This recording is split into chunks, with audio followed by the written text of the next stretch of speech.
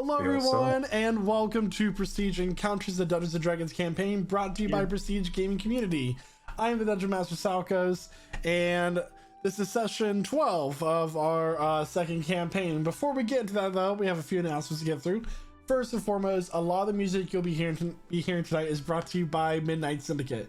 Midnight Syndicate is a music production group creating goth, horror, and fantasy RPG music that you can be using at your tables at home.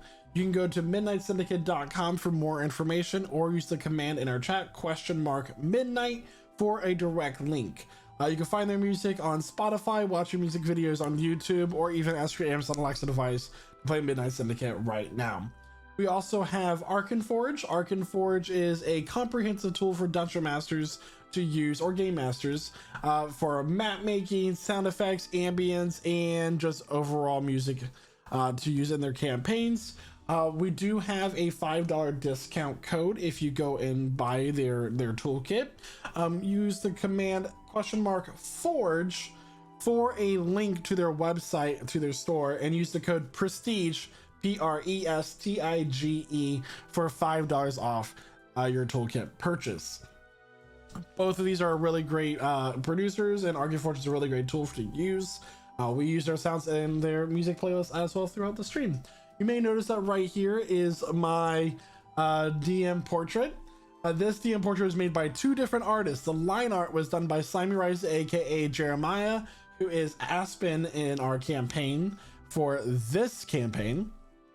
And then we have Starving Artist, who did the coloring for the portrait. Both artists' information can be found at our Discord if you use the command !Discord, it should pull up a link. But apparently it doesn't want to work right now, so we'll go ahead and look into that after the session. However, we do have these things, and the Discord can be found in our About Me below this channel feed as well. Just click it to get that. So, great. Speaking of everybody else, let's go ahead and bring in the rest of our people. Hello, everyone. Hello. Hi. Right. Am I forgetting any announcements? HelloFresh has a few more days on it. Yeah, HelloFresh does have 3 more days on it. You can use the code POGHF4791 for 65% off plus free shipping on your first box, or use the link that was just put in chat, !HelloFresh, if you want a new link as well. There's also October 27th is a really important date for those of you who have forgotten. That is our Halloween one-shot, and then they were fewer. So that's really cool. I believe we have a couple of one-shotters in the chat right now. We do. We have a few of the people who are doing that in the chat. So that's pretty great. Anything else? I want to make sure that we get everything down. We could tease the other events we have going on in the Discord, but the only way you can find out is by actually joining the Discord. Come join the Discord. That is true. These are also true words. All right. Well, everyone, grab your drinks, grab your snacks as we welcome you to our table, and we are now officially going to begin campaign 2, session 12 of Prestige Encounters. And to tell us what happened last session is none other than the Furbolg Druid himself, Aspen. Hello. Go ahead and tell us what happened last session. Recently, we were invited to a dinner party by the leader of the Direcog Guild and the Prime Minister, Nasir Dejan. And while we were getting ready for this, our good friend Nazmir showed us the ritual clothes of this world and all of these uncomfortable, accessories. But we shopped for a good while. Our good pal Sinalot, stopping at plenty of shops on the way for his things and trinkets. But with that, we headed to the dinner party with leaving our friends Cormac and Kydro behind to do some secret business. And the dinner party itself was pretty awkward for the first hour or so, but Nasir Dejan was looking a little bit ill and happened to cough up a lot of blood and die. It was pretty alarming. I couldn't do anything about it in time. I was pretty sad about that. But everybody was in a panic, including the leader of the Eberlasso Guild, Zaves Quintomo, and Kaistan Flaskmaster, who didn't want to look like he was associated with us from the looks of it.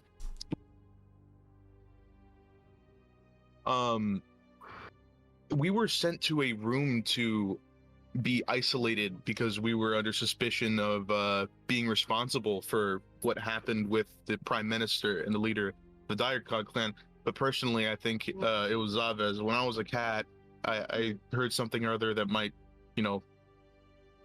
go to show that Zaves could benefit from the death of, Nasir Dejan. But with that said, to make a distraction while my sister went and found some hidden documents or some other thing, Zulkifli pretended as if he was choking, and I assisted in this lie.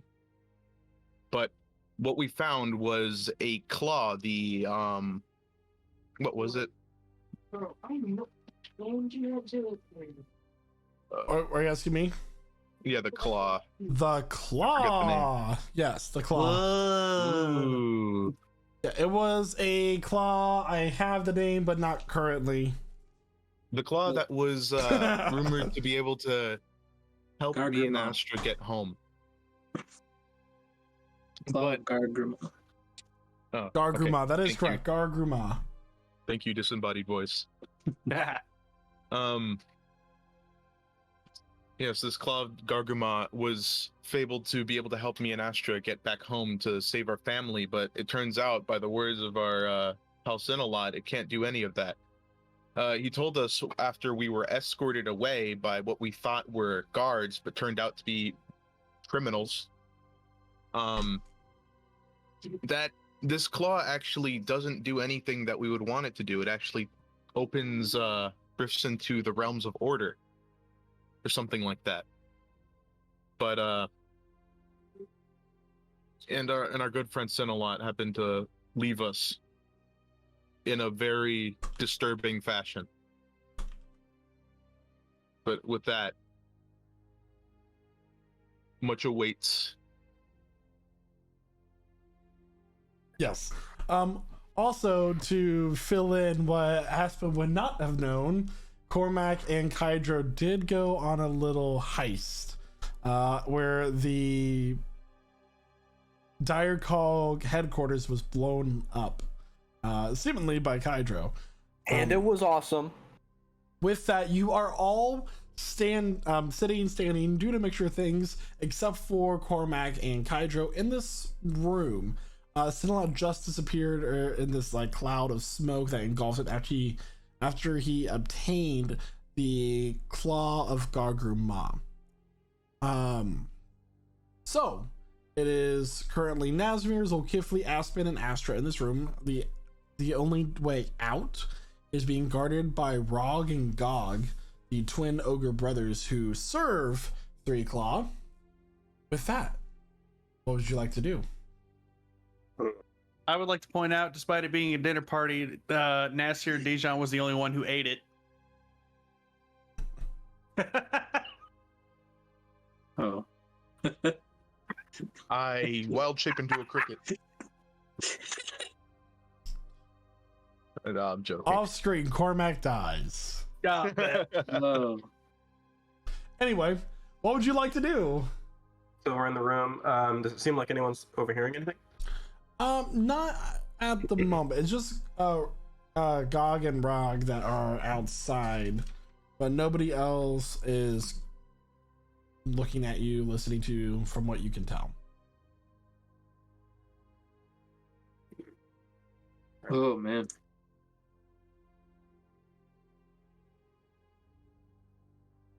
Nazmir is there I too. hope- So it's yeah. There's 4 of you in that room. Yep. So now we must wait. Yes. Waiting. Zolkifle is going to look extremely displeased. He's going to pace back and forth.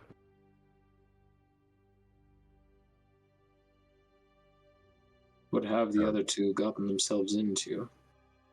Explosions. Thought they were trying to be sneaky.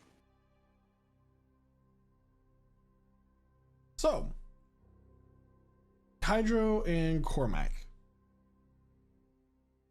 you two are currently standing in the center of the room with a French doorway on the opposite side, but between you and this door that leads out to this balcony is a 4-poster bed with these drapes that kind of hang down, and you can just slightly see through them, mostly silhouettes, as the moonlight from both Nima and its counterpart are like illuminating the form of Damien Stylon, the head of Three Claw.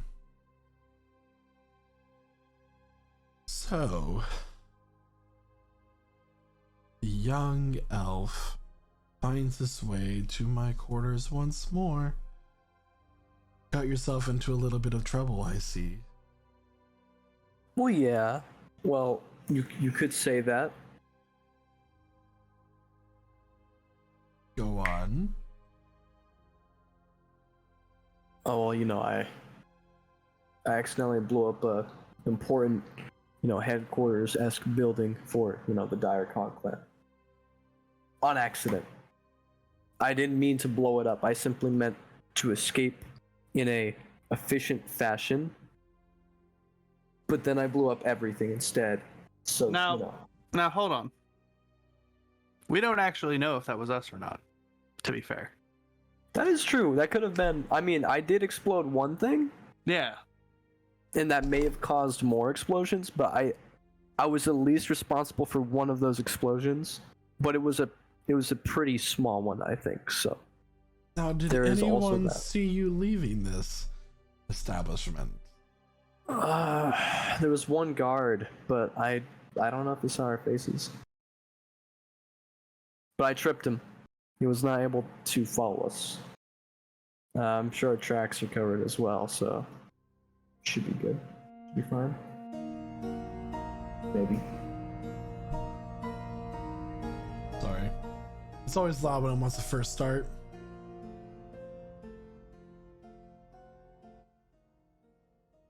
Very well. Well, I will say that you and your companions are in quite a predicament. And it seems that you were last seen leaving a dinner party with what they will soon find out were not guards. In case you didn't know, during the party that your acquaintances went to, the Prime Minister passed away. Poisoned. Oh, jeez. From what some would say. And do you have any idea where that poison may have originated from? And if I did, to help you in your It wouldn't current matter to me. situation. Exactly. The important thing here is that right now you and your companions are a scapegoat. Oh, I see. You were seen at the Direcog headquarters right before it was blown up. Meanwhile, the other part of your party, of the Seekers, was present where the Prime Minister was killed. You see the pattern that is being established against you? Yeah. Precisely.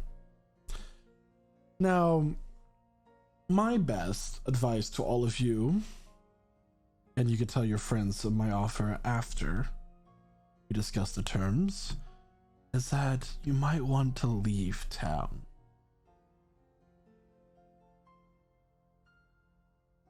That's probably for the best, I think. Is there anywhere in particular that your acquaintances and you might be trying to go? Well, off the top of my head, I've been pretty fixated on staying here, but Cormac, Hi. have we discussed any, super important locations outside of, our current location? There's been the college. The magical college. Yeah. I think we had some unintended business still in Ferna. Ferna's not too far away. We might want to go a little bit further, maybe. Well, I can tell you that there is a shipment being transported via airship that is leaving first thing in the morning. Ooh, an airship. Where to? Summermorn, in the kingdom of Rivermore. It Nice. may not be exactly where you want to go, but it is far. Far enough to allow things to blow over. Right. And it just so happens that I have 6 boarding passes for passengers on this as well. Right.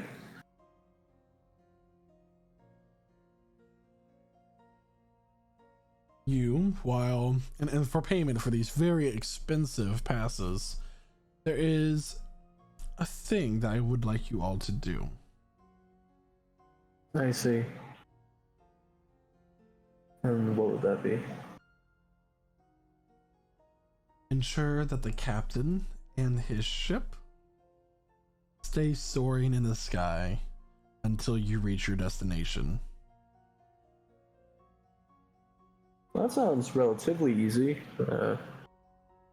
Couldn't imagine anything odd would be intended to happen, right?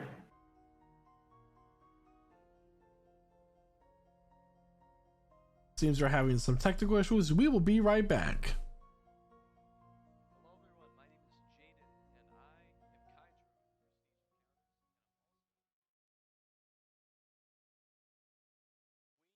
We are a organized group of gamers that actively unite others so that we can all enjoy playing and streaming our favorite games together. You can expect to be playing games such as Sea of Thieves, I knocked out that ship. Dead by Daylight, I'm sorry. Overwatch, and many, many others, even including Dungeons and Dragons if that's your thing. How about you attune to this? Now, you can come join us at pgc.gg/discord for you to join our league of fellow nerds to talk all things pop culture and gaming. I'll see you there. Hi.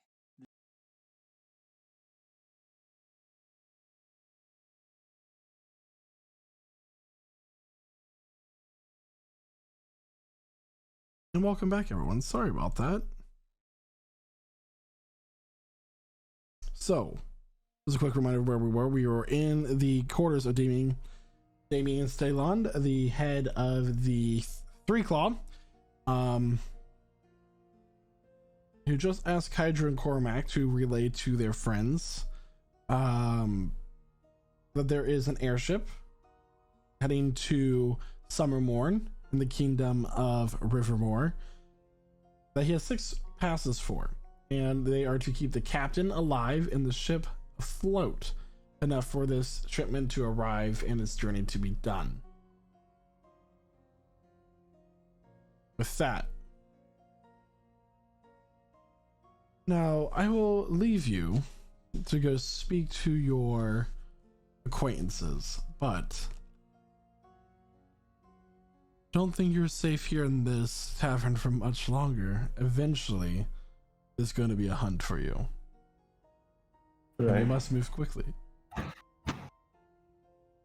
make sure I do that. But Damien, after all this blows over, I think I want to do something more than underground work for a while. Gonna try to figure myself out. Do you have the payment? Oh, for the toy maker? The 3,000 gold. I believe so, yes. Yeah, 300 platinum, right? For that? That would be 3,000 gold. Alright, yeah, here you go. Pouch! Impressive. Well, you can take a leave of absence for a short time. For a short time?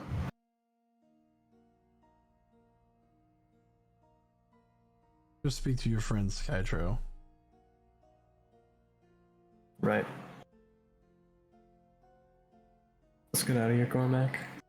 And the way you're speaking, the way you seem to know everything that's happened tonight, it seems like you would actually know where our friends are, wouldn't you?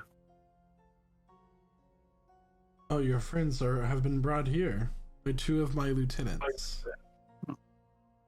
They'll be in the room, in the VIP room, downstairs waiting for you. Aye.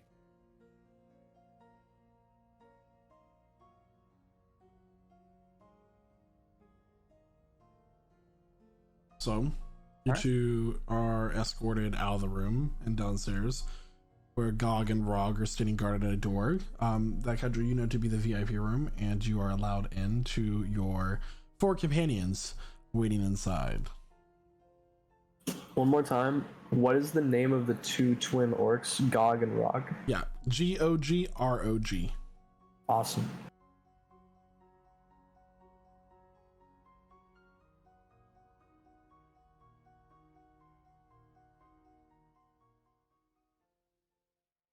So, you all see Kydro and Cormac enter back into the room. Okay. Still alive, huh? Hey, What happened? Why did they say that the offices already. blew up? because it did blow up. You see, There's a bit of a Yeah. problem we had. yeah, there's a complication. We were. Go ahead. Sorry. I thought you were trying to sneak in. What happened? Yes, we definitely tried. So going around in the Direcog facility, we were sneaking around, and a few things happened. I'm not pointing any fingers, Hey, but it wasn't me. I would just like to say, who the fuck puts a bus that close to a door?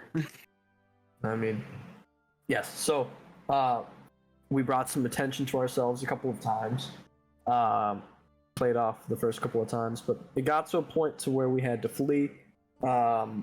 We found very little. I found like a trading transcript that they have, and I have that on my person right now. It's nothing too incriminating. It's just kind of sketchy. We pretty much got nothing from it. Do you mind if I look? Oh yeah, sure. Just gonna pull into his gi, take it out, hand it to you. But yeah, so when we tried to escape, I took a good chunk of that mining powder the Direcog actually gave us, and I threw it at a door, and we both jumped out a window and ran like hell. And we don't know if it was us, but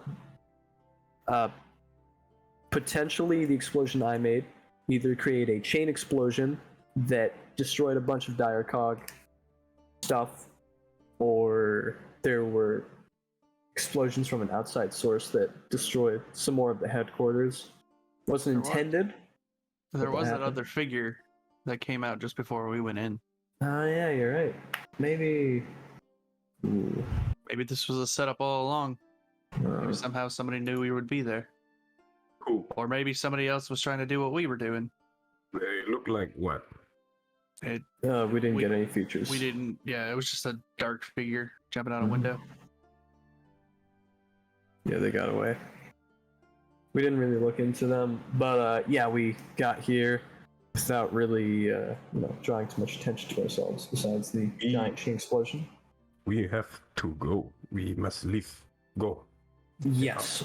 Yeah. So Perfect actually, timing too. yeah, I made a deal with Damien. of the What? 3 claw. What deal? So, you remember those like super cool, airships we were talking about, a few days ago? To university. No, far away from here, basically, to Summermore. You might know about that, so you get around here, but I personally haven't heard of it too much.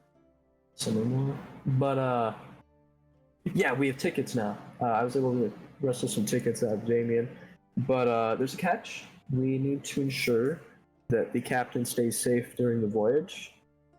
Okay. I don't know what that means. Damien just said we have to ensure that he stays flying, and I have no clue what to expect. But knowing him, I suggest there's something going on in the background. So when we go on the ship, we need to just be extremely aware. Keep your eyes peeled for everything. The airships, they have all been grounded for some time. And so now this is the first one that's going. Possibly. Okay, so first one is going, which means all of the pirates, bandit, they will be looking for something to catch. So they will look for this one. And it seems like we'll be the ones fighting them in exchange for being able to leave. So, yeah, I should have the tickets right now, right? You haven't collected them yet. Those would be. They're waiting for your answer if you're going to do it or not. Oh, so yeah, I think we should definitely do that, right? I think it's a safe idea, right? I look to Aspen, Astra. It sounds Oh. like a good plan, but maybe we want to just go. Just leave.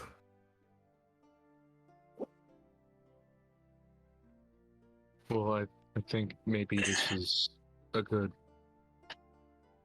way out. From what it seems like over here, we're in like Cormac said that one time. He said deep shit. Yeah. So I think this is a good opportunity. I'm not against it. Yeah, I mean, it is like you said, we're, like, the only drawback is we may have to fight, like, bandit level enemies, and last time we fought bandits, we wiped them out in seconds. I mean, we're good. I'm sure there are other dangers as well, but it does seem prudent to leave. There was also the poisoning of the minister at the party. Yeah. And they put us under house arrest. Yeah, Or- they will be looking for us, and now we have gone missing. For some reason, they think we're involved.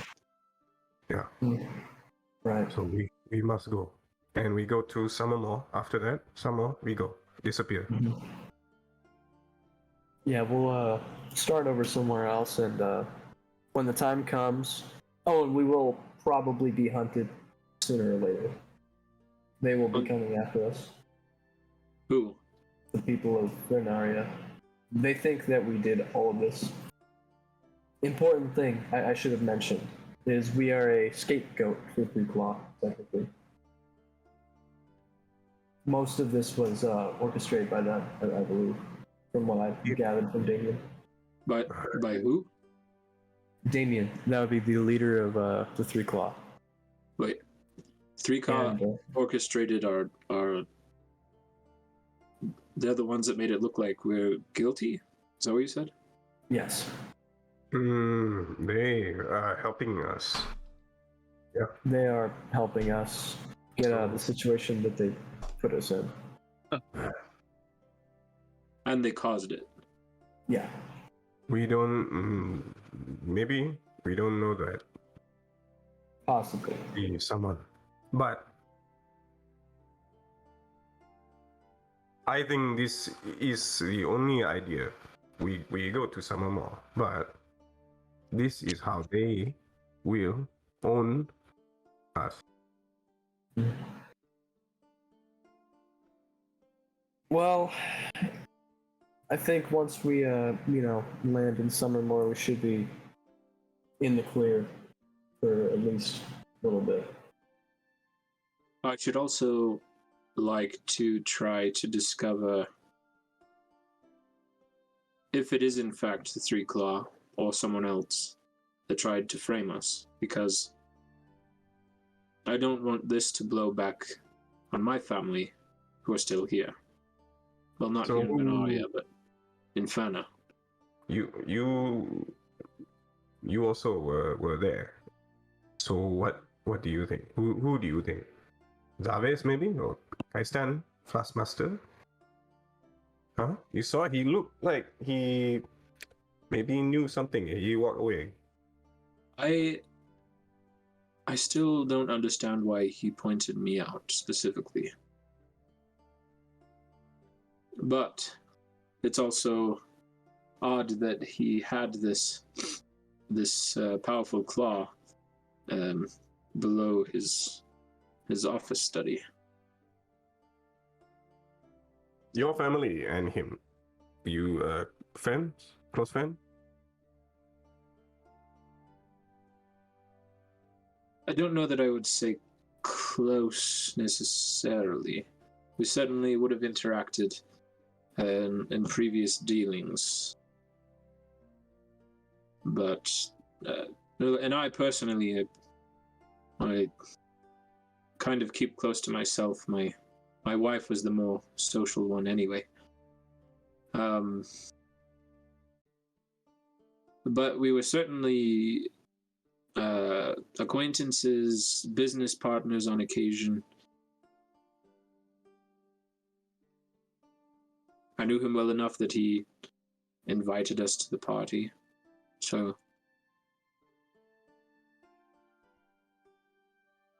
but I don't know.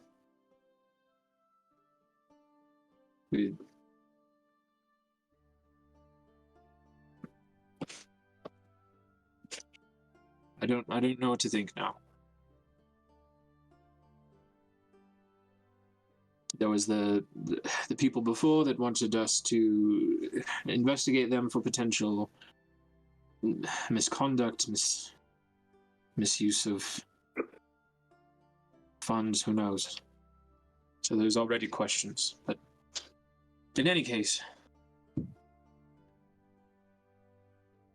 I don't like that. And I also don't understand why we're being targeted. Are we a threat to someone? We've hardly known each other very long as a group, let alone, really be together long enough to pose much of a threat to someone else, I would think. I don't understand. Yeah, it's deep shit. That's right.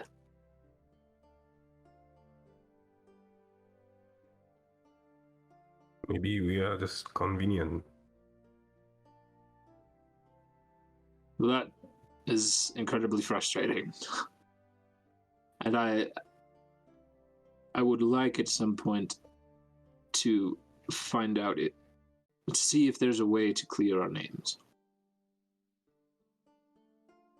That doesn't have to happen now. I agree that it seems prudent to leave. Though that may also look suspicious. It does seem to be the safest option. Safe for now.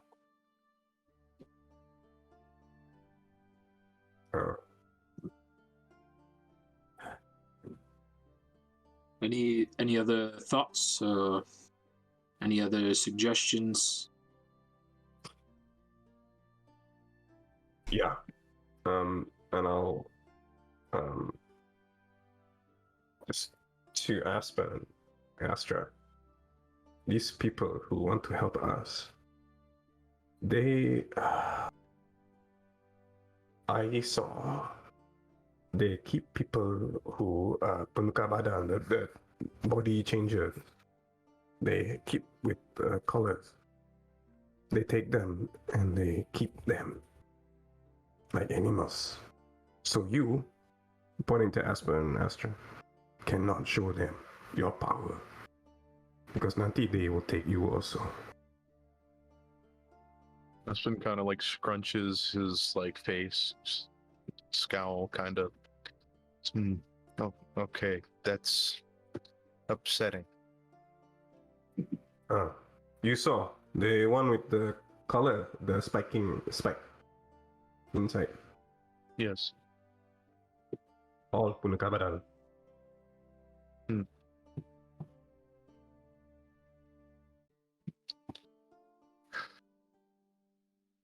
I guess we have to make sure to be careful then.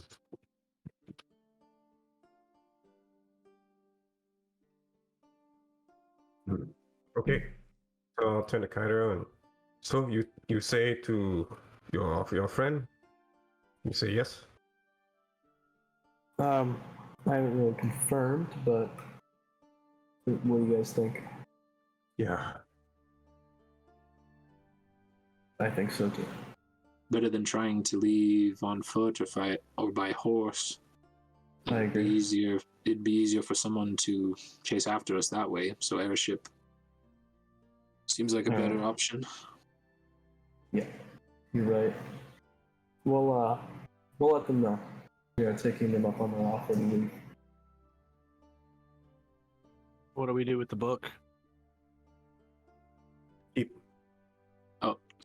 Yeah. By the way, Michael, did I see anything that noteworthy from looking over the manifest or Make an whatever they intelligence grabbed? check. Okay. Well,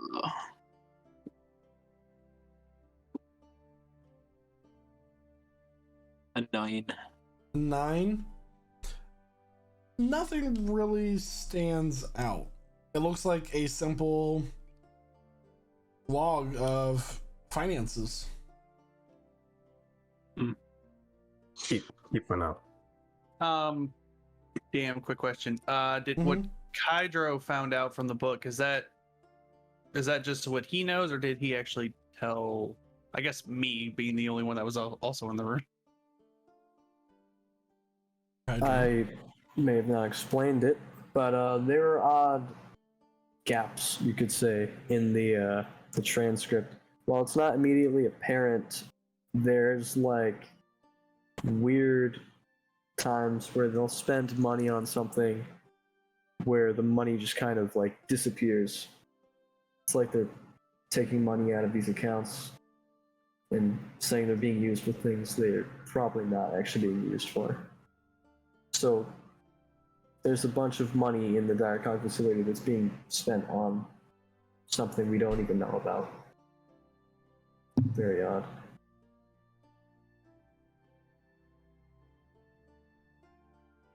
Shady. Not right incriminating, but that's what we have it for. That paired with some supporting evidence could probably be pretty incriminating, though. But for now, that's all we have. Fortunately, it seems that our incriminating evidence just went up in flames.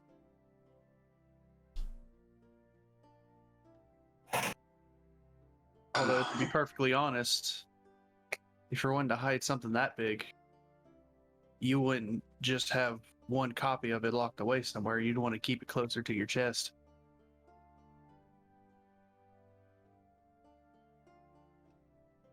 I guess we'll have to deal with that when things settle down.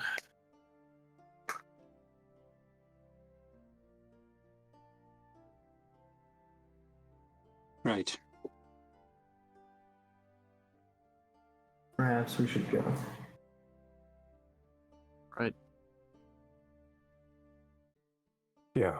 So you go now, or you tell your friend. We say yes. We go. Yeah. Yeah, I'll make sure to let somebody know. I need to ask them if they will send a message to my family, Inferna. I can either write a letter unless they have a messenger they can send to give a verbal message. We'll ask them about that for sure. Nazmir, would Yes. maybe better if your family thinks you kidnapped. Not better for them, but maybe then your family, they don't know anything, and so maybe they are not target. I would not necessarily tell them where we're going. That would only put them in danger. Simply a message that things are not as they appear, and I will figure out how to prove my innocence, just to put their minds at ease.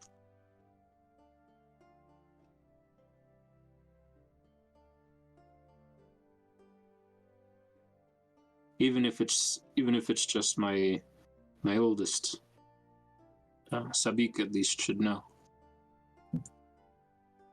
He's been tending the clock tower as my replacement. Yeah, And this seems like this kind of journey, it may be gone a while. yeah. Maybe better he know. So I will send a discreet message. It need not reveal everything, need not reveal where we're going, per se, but at least offer some comfort.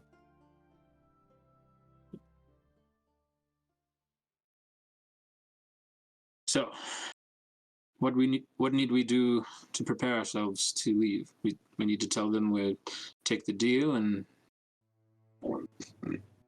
then we just go. After that, we just have to go. all right. So, I'm gonna look around for Damien again. Maybe, retrace my steps back the way I came. Okay. Yeah, so Gog and Rog do let you out.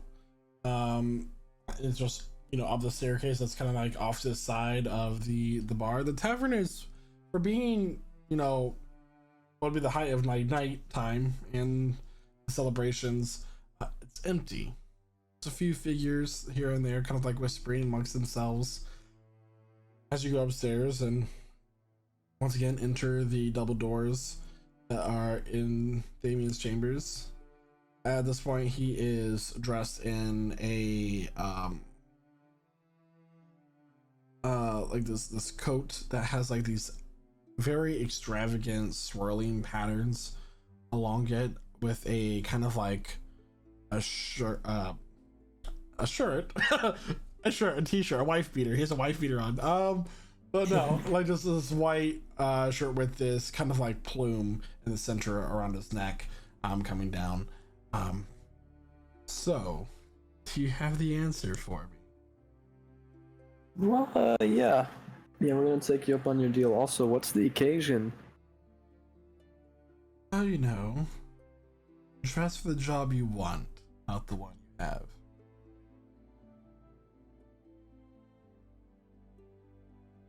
Are you aiming to become the Prime Minister, Damien?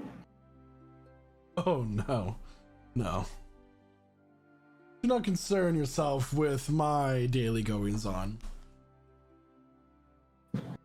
So you're ready to take on the task? Yeah, we're gonna go ahead and do that. Excellent. I'll come speak to you and your friends.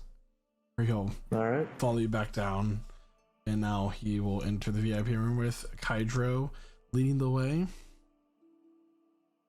Hello, everyone. Pleasure to see some of you once again. So I have been made aware of your situation, and of course, see a mutual gain from this. I help you leave the city, leave the kingdom of Mysteria, and in return, you just guard a ship and its captain for me. Simple exchange. Hydro here has paid his debts, so he is free to go. Did you have any questions for me? Yeah. What kind of danger is this ship going to face? We have reason to suspect that someone plans, very much like the Prime Minister, to assassinate the captain of this ship. And how is that person gonna get on the big sky canoe? That To is an excellent assassinate him. question. Typically, these people know what they're doing and how to do these things. This is one of few airships in the past few weeks that will be taken to the skies, as the Noxiarium has been rather limited. But the recent tower empowerment and resetting has allowed another wave of ships to be delivering things. This ship in particular will be carrying machines of war from the Direcog clan to the front at Summermorn. Summermorn, as some of you may know, would be the city that lines the Buckler Mountains, the barrier between the tribes of Grumesh and the civilized world. So machines of war are very important for the small war bands that cross over from time to time. I did not know that. Now, you might find some relaxation in Kingdom in Rivermore. It's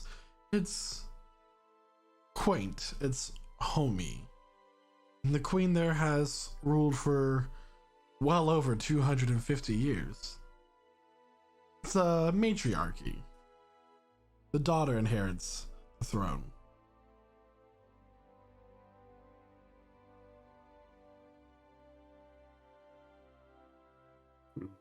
How the airship? How big? Large Big enough. How many crew? I'm not quite sure. Your goal is the captain. Yeah. But he also should not know that you're keeping an eye on him. I just have yeah. interest in this particular cargo. Does anybody else need to stay alive, or just the captain? The captain needs to stay alive the most, because that's what's going to ensure that the ship gets delivered properly. Well, should something happen and the captain dies, would a possible emergency landing eventually ensuring that our cargo reaches its destination suffice, if need be? The ship needs to arrive. I'm less concerned about the war machines, but other things on this ship. Does the captain know you? Oh, no. So what will he know about us? You're just simple passengers on a ship. Merchants. Aristocrats. Someone of wealth that needs to get from point A to point B. Summermorn is the only city in Rivermore that has sky docking stations.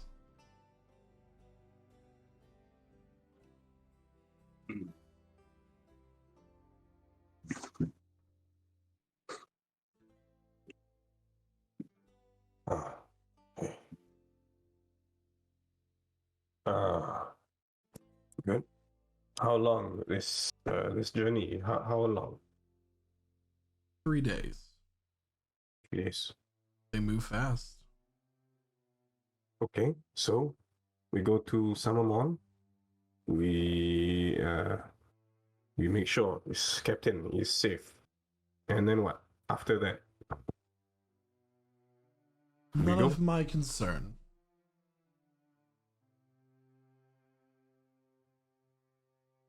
Okay. So that's the extent That is the extent of our contract. Fair. I was wondering if I could pay one of your men to deliver a message to my family back in Verna. Advising them to leave town as well? Probably intelligent. Indeed. At the very that we cannot leave the clock tower unattended, perhaps, but to be, at the very least, to be careful and to know that we are innocent of whatever someone seems to want people to think that we did. I will have a message delivered verbally. That is what I would prefer, yes. In fact, I believe I have the perfect person to do that. He's gonna snap his fingers, and then just from peeking from around the corner, "Hey guys, how's it going? It's been a while since I've seen y'all." No. Oh boy. Oh no. Oh, it's the mousy one. Sneeze, do you think you deliver a message for this dwarf here for me? I'm sure he's paying handsomely for the job. Indeed. And for your discretion, of course. Yeah, of course, man. I can deliver a message for you. How much, he's gonna brush his knuckle past his nose. How much we talking for the message? I will give you 50 gold pieces to ensure that you pass this message to my son, my eldest son, Sabik, in the clock tower. Make it 200 gold. I'll make sure it's accurate. 50 gold, I'm paraphrasing here.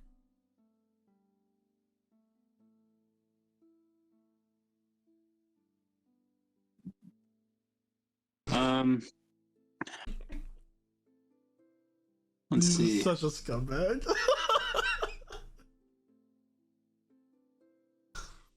I'm gonna give him the 200, but I'm also gonna give him a stern father look. Make an intimidation check. Okay. 16. All right. Okay, so what's the message, man? Simply that whatever somebody wants the public to think we did is not true. That we are innocent, and that I will prove it, but they need to perhaps leave for their own safety. You got it, man. And tell him to tell his siblings.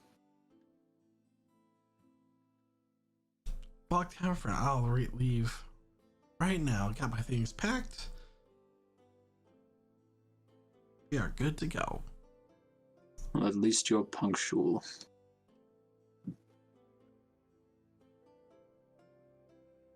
All right, so he will take your 200 gold and leave. Okay.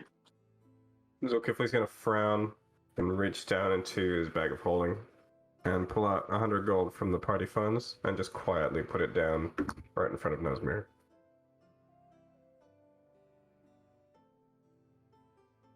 Well, This is everyone. It's unnecessary. No, just waves it away. It seems that we all have an understanding. I advise you all to change your clothes and come up with an alias. Here are your passes. He's gonna set them down on the table. Oh, hey, while we're here, maybe we should just buy disguise kits. Probably a good idea. How much is a disguise kit here, eh? A disguise kit is an amount of money that is predetermined by the rules. In the player handbook. And that amount is 25 gold per All right. disguise kit. Well, 25 gold. Astra will look. I don't need a disguise kit. I can change my form at will. That is true. We can do that. Well, I definitely want one, not just for this. Yeah, I'm gonna buy one. I can I do feel like maybe platinum. you should change your hair. Want me to change this hair? Yes, it's very yeah, I like it a lot, but it's really Loud, very loud. yeah, people will recognize you. I'll take my chances. But, so that'll be 3 platinum, and I'd be getting 5 gold back. Aspen's gonna like take his hat and put it on top of Kydro's head and just gonna release a little cloud of spores, like when it sits on top of his head. That's all that happens. What does it look like when it comes off? Does it look any different? What does it look like when it comes off of Aspen's head? Like what do you mean? Spores. The spores? Oh, it's just like a kind of weird, like translucent green cloud, and it disappears really fast. Oh.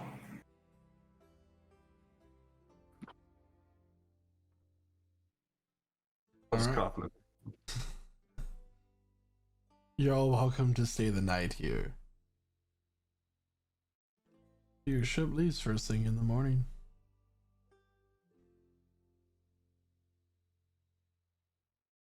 Ah, Uh,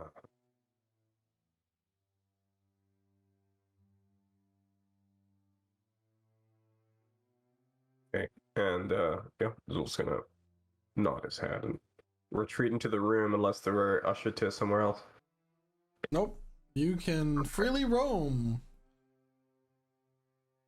I'm gonna freely roll myself into some pillows and go to sleep expeditiously, in fact. Okay. Real for real. I hate you so much. Hmm. You finally get to introduce my new monster I created, the Sky Kraken. What? What? Just kidding. Is it I a don't think baby? he's joking, guys. So, are we just in the same room that we were in?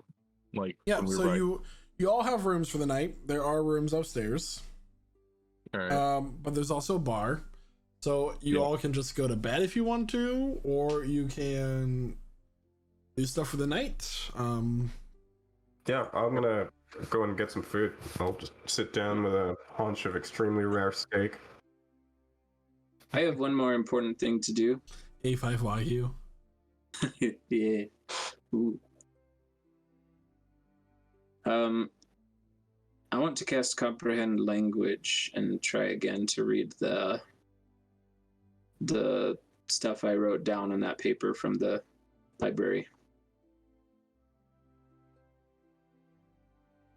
Okay. I forgot I had that spell. So comprehend language is for listening. It says if you're touching the surface, you can also understand any written language that you see. Right, but it doesn't apply to anything that's coded. But if you want to do another intelligence check, I'm just saving you your spell slot. But if you want to do another intelligence check to try to understand it, you definitely can. Okay, so it's not necessarily just in a foreign language. No, it's not in a foreign language. It's I thought common. it was. But It was. Oh, so the book is common, but it's really hard to understand the ledger if you're not. no, the one not who that wrote- one. Not that one. I'm talking about when I went to the Eberlost library. I Oh, was looking for things, and I wrote down the stuff from the book because I couldn't read the language. right. Okay, so that book, and it mentioned the word time in it, correct? Yes. Yeah. So Go ahead and roll another intelligence check with advantage. Okay.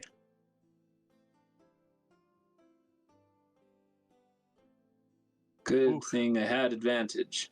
Got a 19. A 19. So Could have been a nat one. reading through this, it's really hard because you didn't quite get a good transcription of it because you're kind of being rushed. Okay. However, there are a few other words that you find along with the word time. Okay. It's time, death, Tongue? sleep, life, and spirit. And there is a circle drawn. And then slightly outside that circle are lines connecting smaller circles. And within those smaller circles surrounding the larger one are where each of those words are written. And then at the bottom of the page, it says order. Outside that, what you wrote was kind of gibberish. It doesn't quite make sense. Okay. Quick question for you, for Nazmir. Would Nazmir have casted this like in private, like secretly? Sorry. Not necessarily. Sitting at the dinner table, I think. Yeah. You casting it at the dinner table, comprehend languages. Mm-hmm. Would I be able to get some use out of that if it's not an issue? Yeah. It's All right.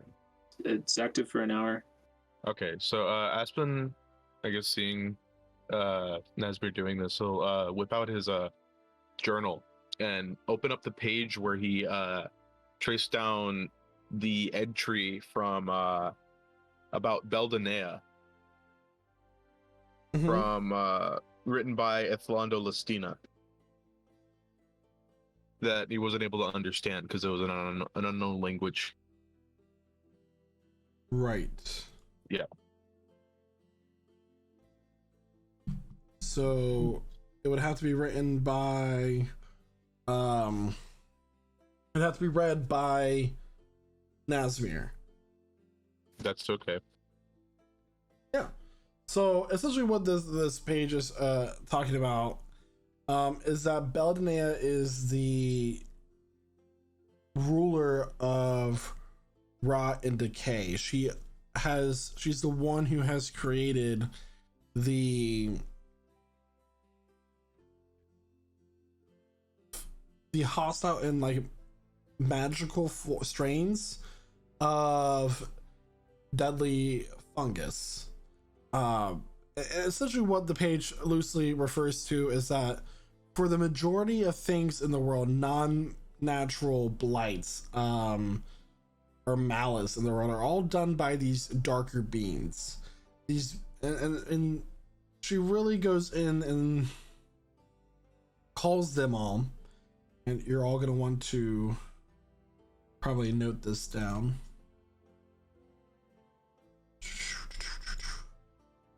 Here it is. Nope, that's not it. One moment.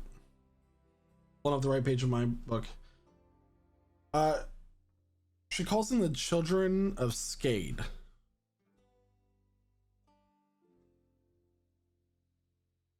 Like SKADE. SKAD. Okay. The perversions of creation.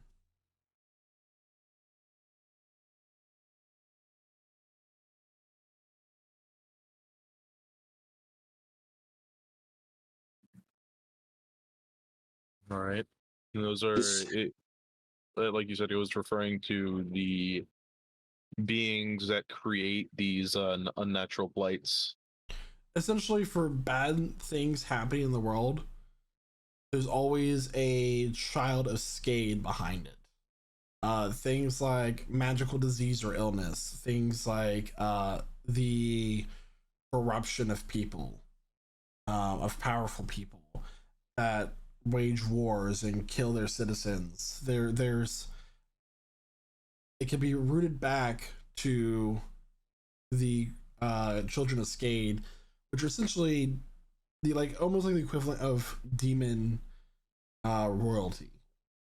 The rulers of demon hordes, and they're called demon lords. If that makes sense. You only have a page. Yeah. But Islando Listina is the professor of demonology at the College of Efstratia in Unobaleg. Does the College of what? Efstratia, it's the elvish city on your map. Over in the corner, the side. Right above the Unobaleg banner. Boop. Yes? Oh, okay. And let's see. Does this page make some kind of connection between Beldanea and the children of Skade? Beldanea is a child of Skade. Okay. Okay. This is...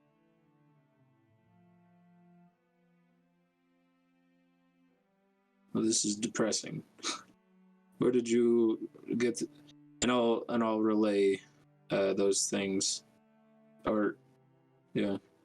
Yeah, it's just you just see Aspen jotting everything down really fast.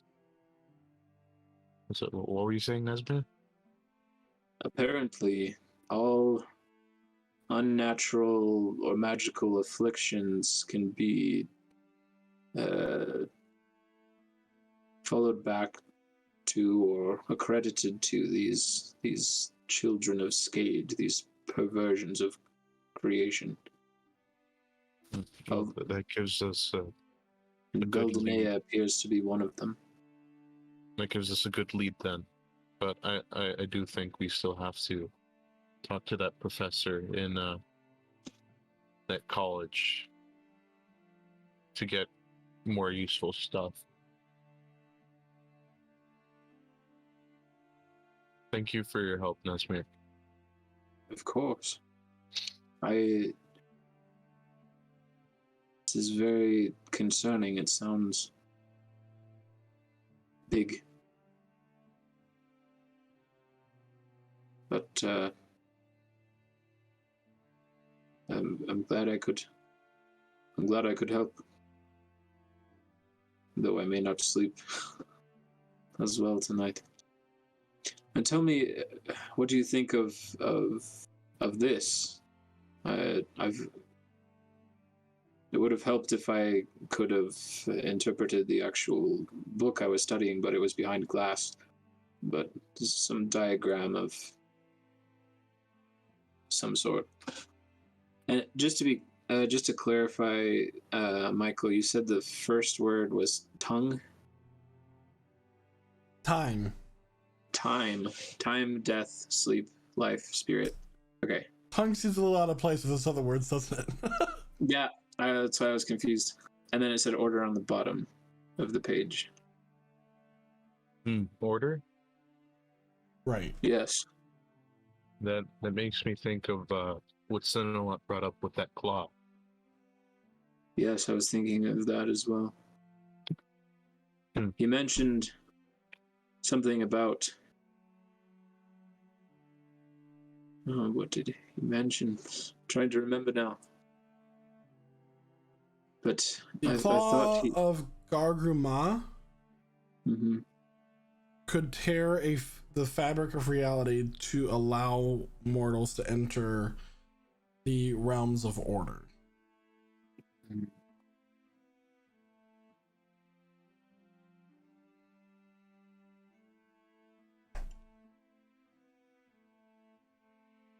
I feel like he mentioned something about different aspects of order. 5 seems familiar for some reason. The number 5 of something. But don't quite recall. Well, I think we both... I don't know what mine means at all, but I've got something, and you've got something, and I'm glad I could help. So Carefully comes back with a plate of food and just plonks it in front of Nesmir. Eat. Well, I need food, but you didn't have to give me the gold earlier, you know. I'm taking care of my family as a patriarch. What? You need gold? We have gold.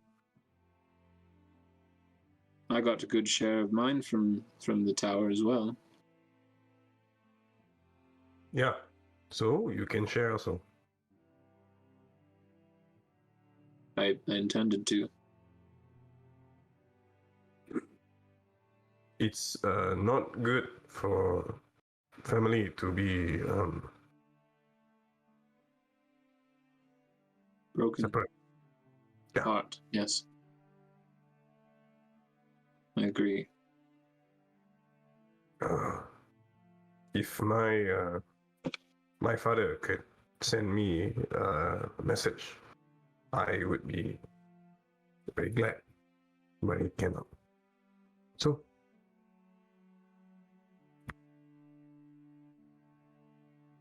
Well, I'm sure I'll find a way to repay in kind. never mind lah. We help also. Help only. You help Aspen. Enough for me.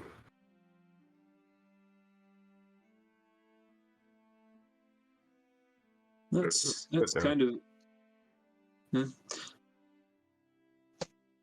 Starts triggering his loot, starts tuning it.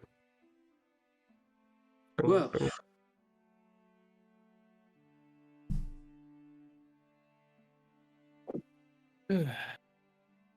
Well, anyone care for a drink before bed? I do recall sleeping pretty well after I did drink a little bit. Aye. Don't we all, friend? I would appreciate it. All right. though I normally don't drink much, tonight seems like a night for it, if any. Aye. We've been through a lot these past. Right. So Cormac will make his way to the bar and ask for a bottle and 4 glasses. What bottle?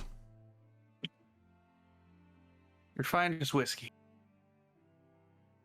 He just reaches below the counter and pulls up a bottle and sets it down.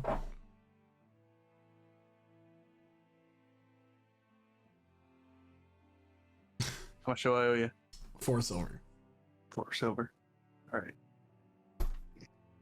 He's just gonna take out a gold, put it on the counter, and be like, "Keep the rest for yourself." All right. You have a bottle of something. Eh. Oh. Big spender. Can I get some glasses too, please? I'll grab 2 glasses, set them down.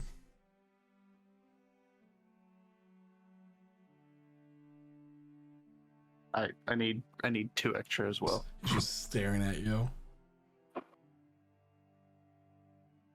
He'll put 1 more on the counter. Never breaking eye contact. Cormac does that thing where he just goes, he rubs the bridge of his nose and he pulls out an extra gold and slaps it on the bar. Oh, you need 4 glasses. Oh, he'll grab another one.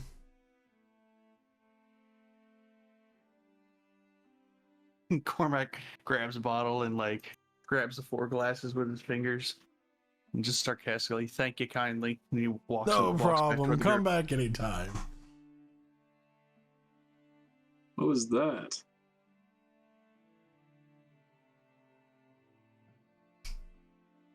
Don't know. Don't care. Drinks are here. He puts down the Looked like glasses he in the was bottle. extorting you. I mean, it's understandable when it comes to this kind of group. Yeah, it's very quiet in here. There's not a lot of people. Yeah. I think it was very easy to hear.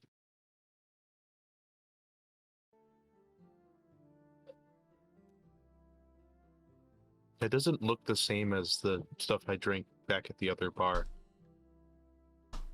This is likely a bit stronger. Hmm. Not sure Well- what you drank before, but whiskey. Perfect for the occasion tonight, then, I guess.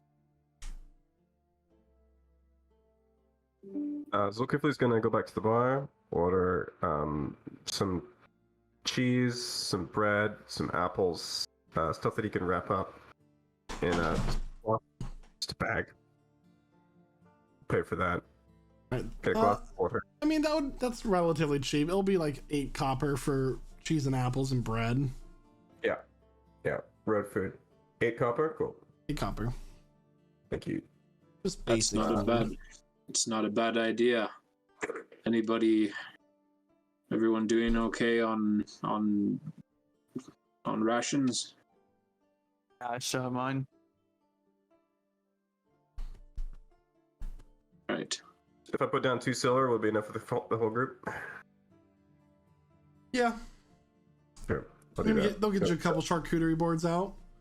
Nice. Okay, yeah, just stack preserved meat, stuff that'll survive for the long enough for the road, in case we need it. And then he's gonna wrap it up. He's gonna stow it away safely inside his bag of holding. And then he's gonna reach inside as he comes back with a cup of water, put it down just meaningfully in front of him, and then just start plucking away at the loot. And he's gonna spend the evening watching Aspen and the rest, just making sure they don't get their pockets picked. Make a perception check. Well, while this is happening, Aspen's gonna take a drink of like whatever is in that bottle. Yeah, so the moment it touches your tongue, your palate is not warmed up to this. It burns. It makes you kind of cough, and that's like and it just makes you feel very warm in the chest. Yeah.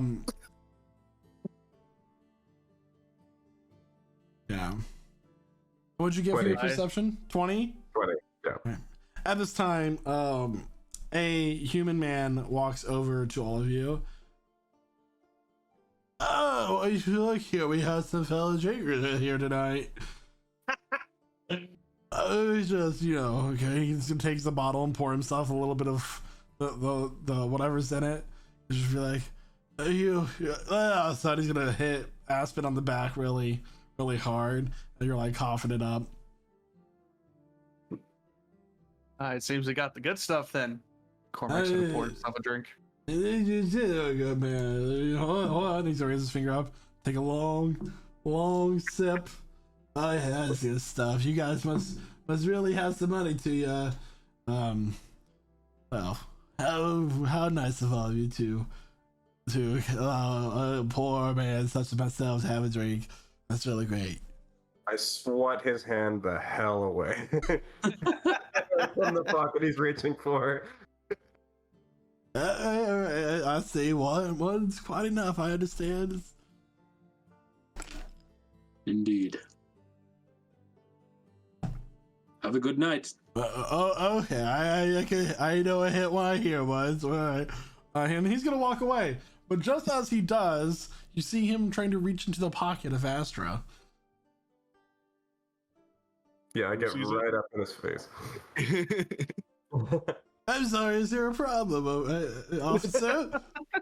Your low growl, just a guttural, like, could have just emanate from my throat, and I'm just staring him down. Go. You don't need to tell me to, my fan. I'm just gonna head on out of here. Sure. take 2 steps, and then fall flat on his face. Oh. Dog and Rog are going to come over and grab him by one arm each and kind of just drag him across the floor and toss him out the door.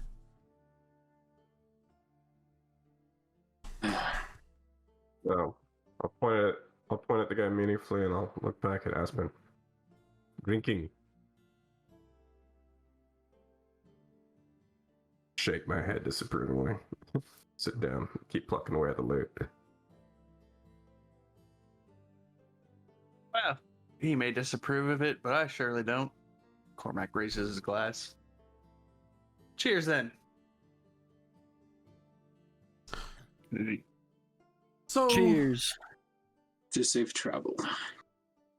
you all sit there in your night, enjoying your food and your drink after a quite eventful night, and eventually it is time to head to bed for the evening, where you all lay down your heads and have a rather restful night with all the stress that you've endured for the day. In the morning, you are woken up quite early by Miss Angel Eyes. Her name is Kiara, the tiefling woman who escorted everyone except for Kydro and Cormac. Hey, time to get going. All right. Back it up, everybody. All right. So, what are each of you doing for your disguise and alias?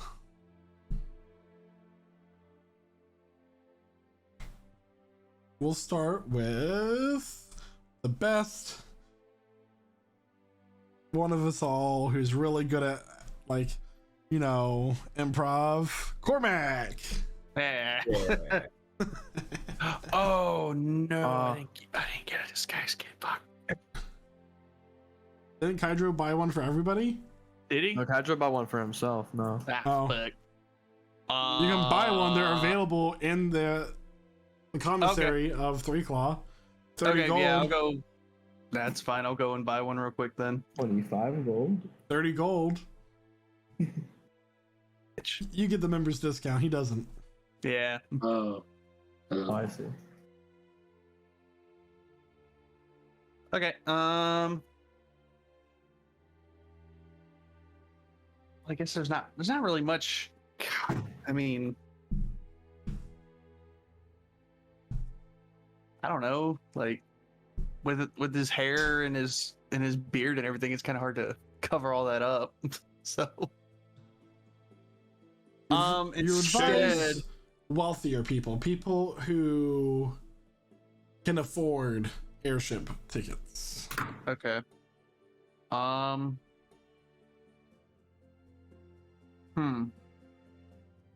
Okay, you know what? Instead of buying, did they have like a scarf or like a cloak or anything I could use? Or actually, let me get do they have a cloak and a scarf I could buy? Sure. Okay, 5 copper. 5 copper. Okay. Well, unfortunately, I only have all gold, so I'll just give him 1 gold piece. Ooh, how fancy. But so basically, I'm just gonna do basically the bare minimum for trying to conceal myself, but also I'm using that to my advantage as kind of going with an alias of I'm like a hired mercenary for these higher ups, and basically a hired security guard. Okay. And like I'm using the cloak to like conceal my usual clothing, and using the scarf to pretty much pulled up over my nose pretty much as a mask to pretty much hide as much as myself as I can possibly. Cool. Aspen, what are you and Astra going to do? I think we will use our disguise self to copy maybe like the style of a couple of the like nobles that were invited to the dinner party, Mm-hmm. and we're gonna be like elves with like emerald green hair. Okay. Okay. Nazmir? Let's see. I'm gonna wear my suit from the party with an eye patch and put some ash in my beard to kind of make it more gray. And I'm gonna pose as a weapons merchant. Okay. Sven Silverbeard. Okay. Kydro. All right, so Kydra's gonna go digging around this disguise kit. He's going to look for any maybe like touch-up cream to like make your skin color like change at all. And he's just going to put like wad after wad of that all over his like scaly parts of his face, all the blue stuff to make it like skin colored. Okay. Maybe, you know, smooth out the texture. Then he's going to take some like powder that would be used for cosmetic reasons, like a really, really dark powder. He's going to just like toss a bunch of it like into his hair, fully aware that hair dye is a thing, but he really doesn't want to permanently change his hair color. So he's just like, I just gotta make this dark. This will be fine. And he's going to take some fancy clothing, fanciest you can find, you know, and just assemble a little outfit for himself. Going to look very spiffy and very extremely elf-like in this instance. And lastly, Zulkifli. Zulkifli knows that the last time he was seen, he was wearing red cloak, so he's going to take that off. And he's going to sort of think about it and around, and he's going to just sort of tie his hair back a little bit into a ponytail. And then he's going to look over at Cormac and realize that Cormac's got kind of the right idea with the face mask. So he's going to have it kind of loosely around his neck. The Tingolok, like the cloth, he's going to have it loosely around his neck as like a makeshift scarf if he needs to put it over his face. And then he's going to take his black cloak that he got the other day and he's going to just throw it over his head and then drape it over his shoulders so it kind of goes over in front and hides his outfit. And he's going to walk along with his sandals and his longbow in the back. And he's still wearing his studded leather vest. And he's just going to gesture proudly at himself and just say, security. All right. So you all are escorted through the sewers. Now, this tavern has an entrance for. And to the northern part of the city where the sky towers are located. And you see these massive airships displayed before you. The one that is pointed out to all of you, in particular, that is your ship for this evening, has a very long deck with a number of cannons, long distances, and harpoons. It has 4 circular discs along this, 2 on each side, with these propellers that are sitting within and are just kind of hovering. There is a large structure in the center back of the machine that has just this glowing blue light to it, where you see the refined Noxiarium sitting within its fuel tank, ready to go, thus powering the machine overall. Kiara's gonna look at all of you.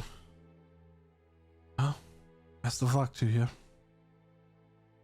She's gonna kind of like kid punch Kydra in the shoulder. Don't die on me. Oh yeah, I mean I already died once, so like I'm basically an expert at not dying. You don't have to worry about it. Right. And you all head into the courtyard of the sky towers, and you are walk up to like this metal frame where there is a lift, and the caretaker of the lift, the attendant, kind of flips the switch down, a power switch, and you kind of hear this. Watch as these magic runes begin to glow with light as the lift is brought up towards the top of the tower. And here is really like a ship dock. It is but made of metal. There are large crates being brought onto your ship through the gangplank. And there's also a side door that kind of opens up into the hull, allowing for other things to be brought on that don't have to go, that can't fit through the top of the ship down through the decks that way. As airships do not need to worry about water coming in when you open up its hull. Yeah, take it in. Yeah. Wow. I'm just so Zulkifli's an old hand at sailing. He's been sailing for a few years, and he knows his way around a boat. So he's just taking in all the differences. Just noticing now the rigging might be the same, but then a few other things around it might be different. Trying to get a sense if he'd know of his way around. Make a survival check. Survival check. Sure. 20. 20. I mean, it's very different from a ship. There's no ropes. There's no rigging other than the ropes that are tying the ship to the side of the dock so it doesn't float away. Instead of sails, it has the propelling system and the crystals inside of those. But there are, I guess there would be sails as well to kind of give it an extra propulsion. But for the most part, it relies on the magic propulsion to move it forward.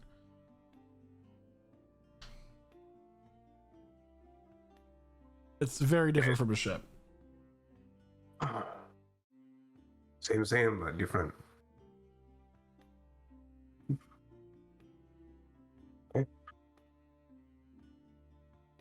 Does it look like there's a lot of crew? There is a small number of crew that you can make out. You can roughly 15-20 crew members and a small number of passengers along with you.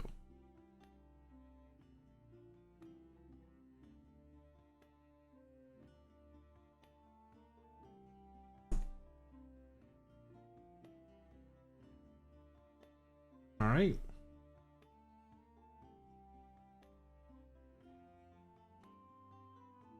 So, you walk up to the dockmaster. It's an elvish man, skinnier, wearing a green garb with kind of this long silver hair that is tied into a ponytail and braided. Has a small set of spectacles. Excuse me. Do you have boarding passes? Yeah.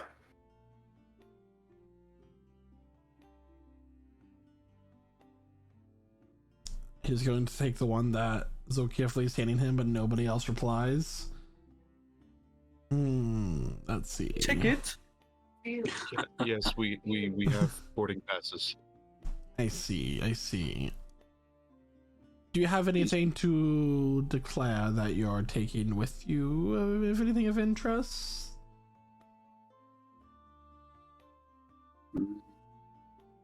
At this point, Kydra, you're going to look off to the side to see on there is a bulletin board, and each one of you have a wanted poster. Rewarding 1,000 gold each. That's fast. How accurate are the images? I mean, they gave Zulkifli a very sharp jawline. Kind of like, it's not a flattering poster because they made his features very extreme. They also gave him teeth, like very sharp teeth. The Zulkifli has human ears, but like instead of, the beard with the mutton chops and all that, it's just a mustache, a pencil line mustache. Nazmir is bald. How dare they? It was a rush job. I'm sorry. How dare they? What? What are you speaking of? Oh, nothing. Well, all of the passes seem to be legitimate. Is this for business or pleasure? Business. Hmm. For me, anyway. Guild members, huh? And what Indeed. guild do you hail from? Well, I like the Direcogs, though. So sad what I'm happened an last night. Indeed. I heard some poor souls were caught in the explosion. I'm so sorry to take up your time, but I must get to the next people in line. All right, you all have a safe trip and don't die. Boarding pass. And I'm just Thank gonna walk right through.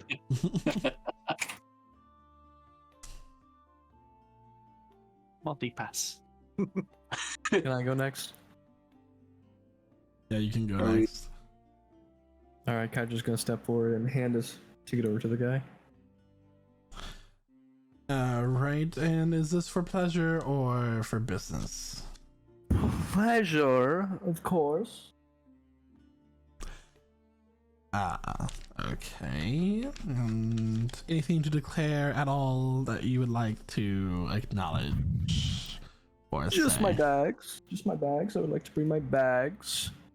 And I would like to, for anyone who is interested, if they end up asking you, allow them to know that Spiff Lavish Hand is attending this ride today. Lavish Hand, I don't think I'm familiar with your house. Could you elaborate? Where do you hail from? Oh, you're mad. Did you hail say from Burnham. Lavish Hand? I didn't recognize you. Oh. Wow. He knows. It is a pleasure. Or just shake your hand vigorously. Roll for deception with advantage, please, Kydro. And as we roll for performance.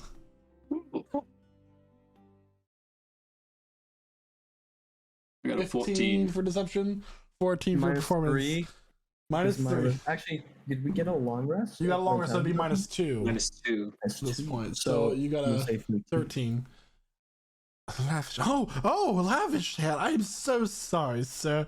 I absolutely, of course, as a house as honorable as yours, I will be sure that the crew knows to treat you with the respect that your family deserves. I know, I'm huge fan. By all As you means, should be. please move ahead. I have one more question Yes, anything at all. pertaining to these bounty posters. If I were to take this one of this young Hydro Wormfist, and I were to have my best man after him, can I just take this to go? By all means, of course. Thank you. I will take my leave. Right, just walk. Nice. Aspen and Astra will walk up. That was Lord Lavish Hand. You're very, very lucky to be on the ship with him. And he'll take your passes and just wave you on through. Yeah. Okay. Oh, no question. Sorry. You're starstruck. That's awesome. And soon enough, you are all allowed onto the ship. Yay. Congratulations. And here it is quite loud. There are a bunch of people moving around. You do each have your own cabin that's in the mid deck. But outside of that, not a whole lot else to see. What is there anything that you all would like to do?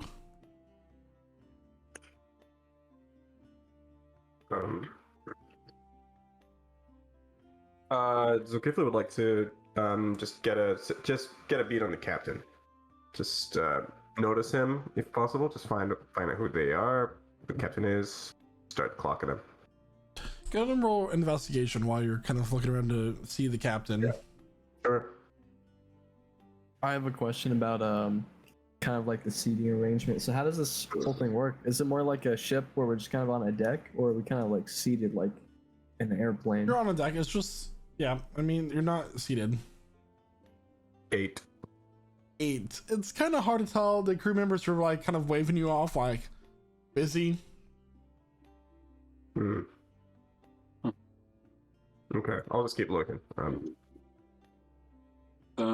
I need to spend some time crafting this amulet if I want to get it done. Okay.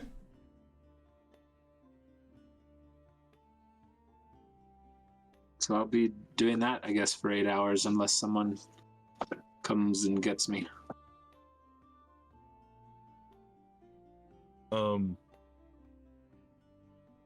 Aspen, disguised as this green-haired elf, in noble clothing, walks up to Zolkifli with his chest all puffed out.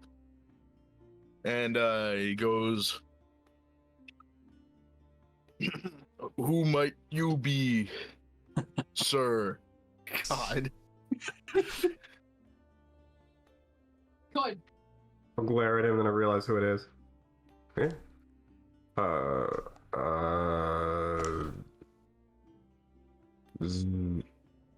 Zakaria. Zakariari Putra bin Jamaluddin. Wow. Don't. Sorry, aku pun tak cakap bahasa common. That's it. Bahasa saja.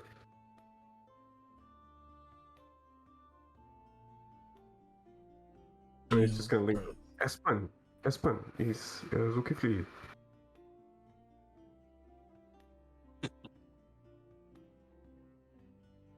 Fellas, me after you. Oh, yes, Zolkifli. I'm doing an impression of my dad, my father. Huh? Wow, he's You will human. be a great leader one day, my son.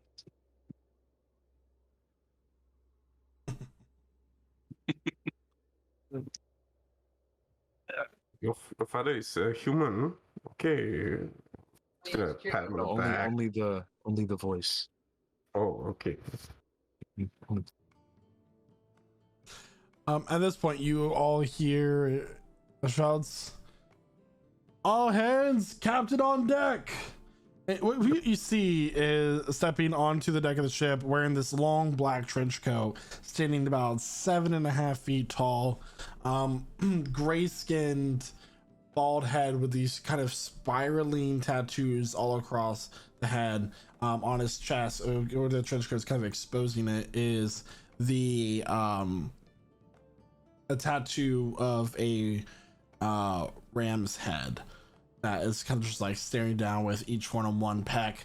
At his hip is a long cutlass with these big boots about size 17 foot. Kind of walks down, no facial hair whatsoever, kind of staring at each person as they walk by. He begins to walk by Aspen currently, and kind of like looks him up and down, kind of grimaces, and looks at Zulkifli, does the same thing. Hello, sir.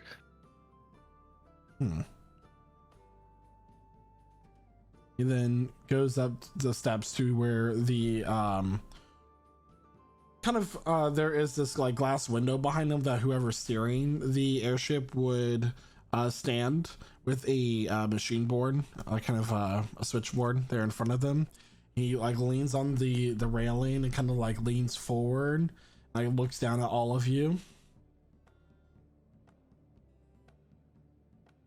Now listen up, this fair crew. I want none of this nonsense on this ship during its journey. It is just a simple trip back and forth. We're delivering precious cargo and people. Blink, blink, blink. The crew looks thoroughly intimidated by his demeanor. Now, did you hear me? They're like, aye, sir. And just back to it. And with that, the crew continues on with their work, and he kind of turns around and walks into the navigation room. 2 questions. First question. Mm-hmm. His ears round or pointed? Round. Second question. Did I get his scent? Make a perception check. I'm assuming it's something like fries and cheese, but we'll find out. 13. Honeysuckle. Okay. Did In we earthy get a name? tones. Oh, nice. So, I mean, you overhear some of the crewmates. That's Captain Margrim. Gilmac Margrim. The meanest captain of the Mysteria Skyfleet. Did we get the name of the ship, by the way? The Nimbus 2000. Just kidding. The ship's name is the Maiden's Mist.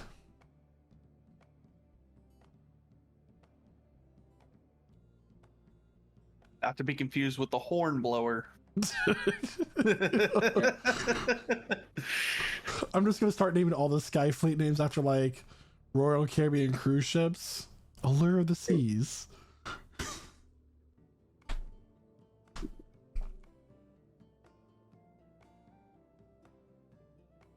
All right. All right.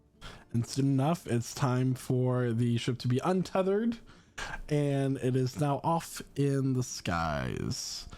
Okay. You guys find yourselves with an ease. The ship pulls away from the sky docks and begins to rise up in the altitude of the sky or soon enough, you find yourselves above the clouds, and there's nothing but white below you and blue ahead.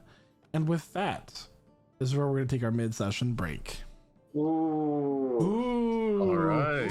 So everyone, we will be back in about 20 minutes, but before we get into the messages for the mid-session break, a few reminders for everyone. We do have a Discord where you can come join us and play all kinds of different video games with us. The command isn't working right now, but if you go below our channel feed to our about section, you can find our Discord link along with our socials.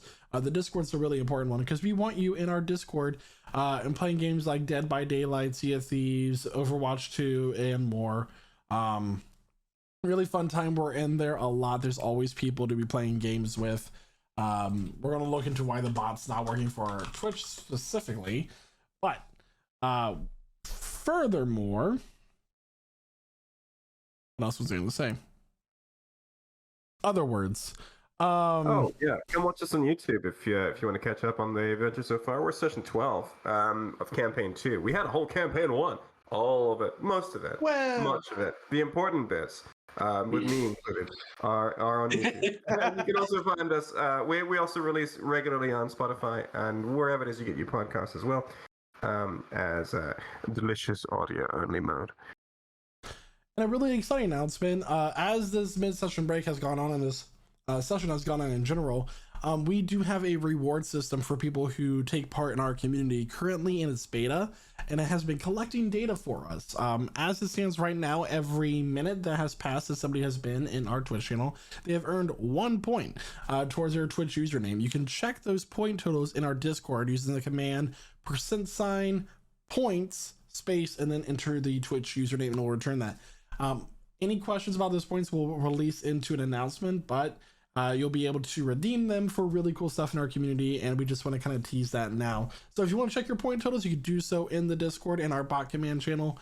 I don't think I have any other reminders for our session. Basically, come join our community, be chill in the Discord, and we'll see you in about 20 minutes, everybody.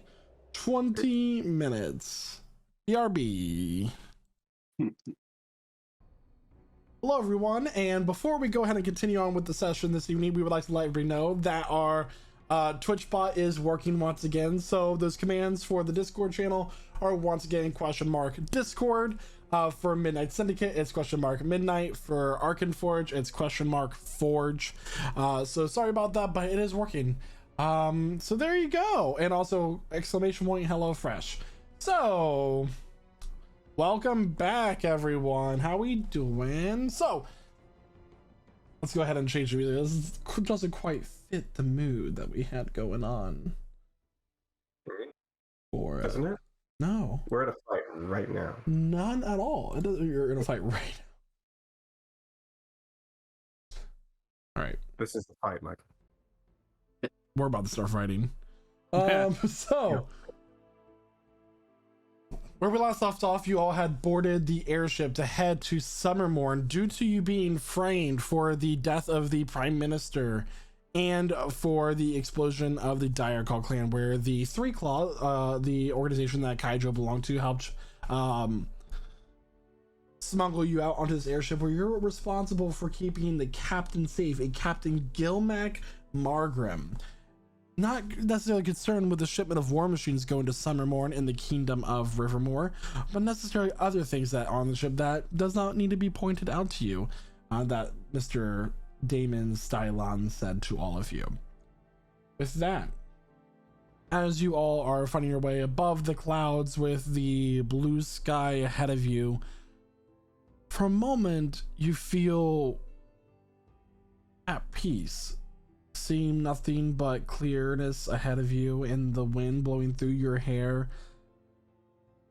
It's just beautiful as you are watching the sun slowly rise above the clouds, where the sky is going from a deep purple to a blood red, and it's slowly fading to the blue that you are experiencing further above. What would you all like to do?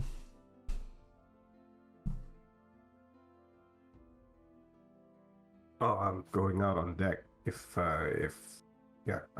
gonna just take in the sight from up here on the side. Never been this high before.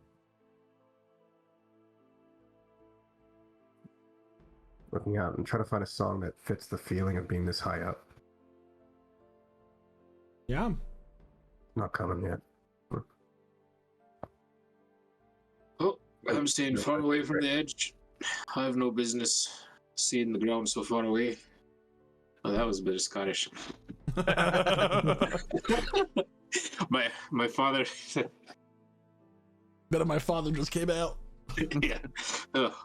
Mm. I'm just gonna look off the edge and just check out like all the new land that's passing by. That's so neat. A man's gonna step out next to you, kind of looking down. He's wearing black robes, like this pale skin, almost like blue lips, elvish, from what you can tell. Gray hair, like just sunken eyes. Beautiful, isn't it? Yes, it's very nice. Nothing I haven't ever seen before. Oh, so this isn't your first time on an I've been airship. on many airships, yes. Well, enjoy the ride. I'll be seeing you around. Yeah, you too, totally, sure, yeah. What does he smell like, DM? This one smells like mugwort and peppercorns. Fascinating. Yeah. Fascinating. I don't know those scents go together, but I rolled 2 natural ones in a perception check if I must around, but that's yeah, just how it goes. you don't know what that is. Yeah. I'm just up here and I'm rubbing my ears trying to figure out what the hell is wrong with them, and then eventually I take a sip of water and realize they hadn't popped. Oh yeah, that's a good one. The first time he's having that problem. It just so happens to be a really annoying baby on this ship too. That's ears won't pop either. God damn it. If Cormac had a seat, it would be kicking the back of it. Yeah, I was about to say. It's like there's not even seats on this thing, and yet I still have a kicking notion. So Go ahead. oh, I was gonna say if Aspen and if the druids are up here, I would mention maybe when you can become a bird, this is like this, this high. You said when? Yes. Yes.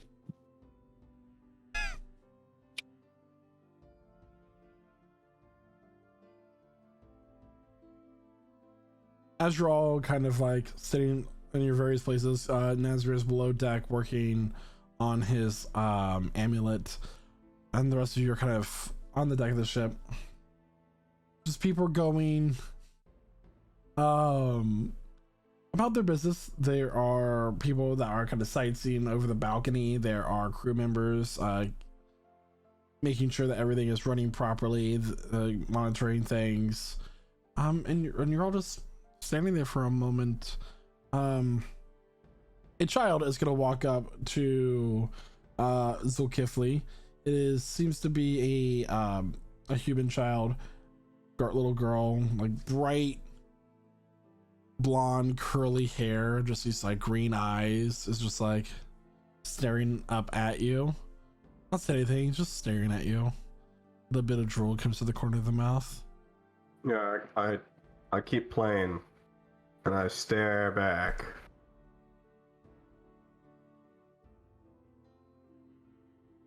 Doggy.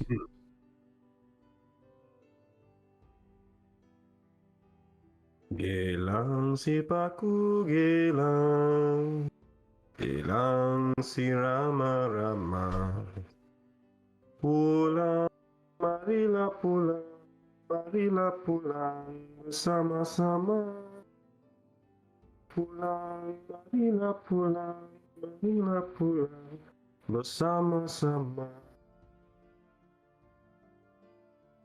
Child is gonna wonder why we're like this very nervous looking mother walks up and grabs her. I'm so sorry about her. No.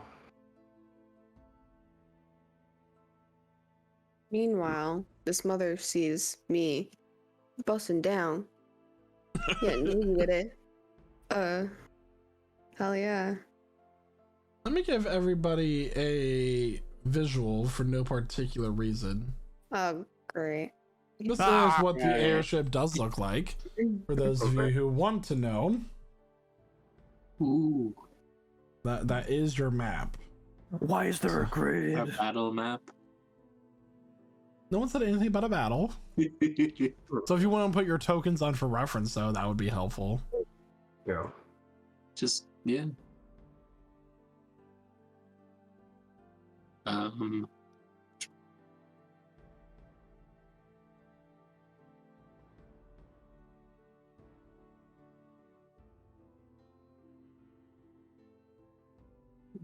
Where's this captain at? The captain, excellent question. The captain is back in like this room. Okay. And I will put a token on for him. Big fellow. He is definitely Oof. not. That's big. You know better. Absolute unit. He's like here. Choky boy.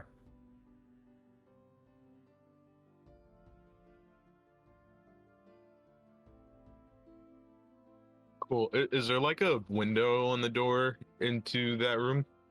Yeah, this whole front here is glass. Oh, okay. Is it kind of like overseeing the like the ship?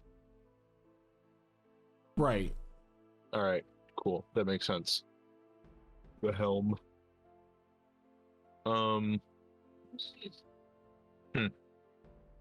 Aspen's just gonna be like paying attention to that area. He's gonna look around. Is there any like suspicious looking people? Make a perception check. Perception. I'm decent at those. Wow, I rolled really bad at 8. 8. I mean, look around. Yeah. There's a number of people. There's the woman that had the child, the pale looking man in dark robes that was speaking to Kydro. Then you have various crew members, and of course the Goliath captain himself. Nazmir, while you're downstairs working in your cabin, you are sitting there in the silence with the slight humming of the machinery of the airship kind of surrounding you, and you hear a Nazmir. What? Hello?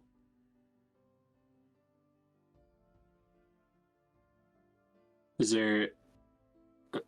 there, can I see anything around me? Or what was that? Roll a perception check.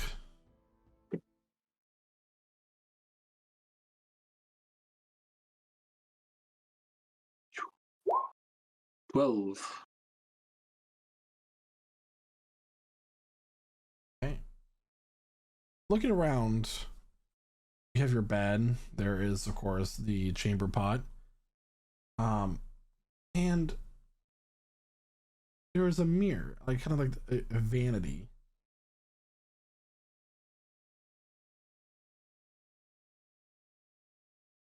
And there is just in the corner of the reflection a lock of hair. You see. Kind of like in the reflection, or kind of like In the attached to the reflection. mirror? Oh, okay. So just along the edge. Mm-hmm.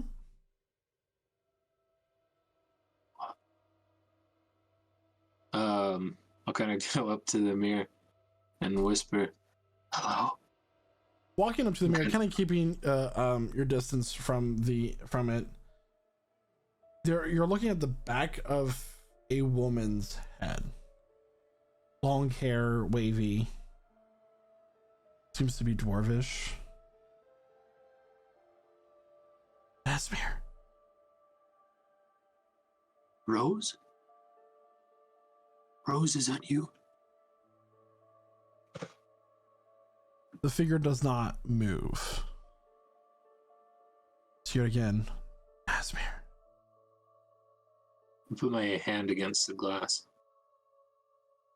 As you do this, the lights illuminating your room begin to flicker. Oh, As it does so, you watch as the head upon this woman's body begins to turn, as if looking over the left shoulder, then continues to turn, doing a complete 180, revealing this grotesque, rotten face of the woman you know to be Rose. As it looks at you, you hear, Asmir, help me. And as this happens, the figure lunges at you and the lights go completely black. what? They turn back on and there's nobody there.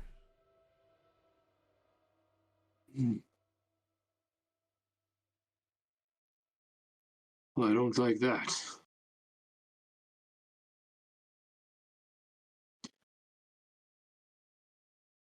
Could that have truly been my Rose?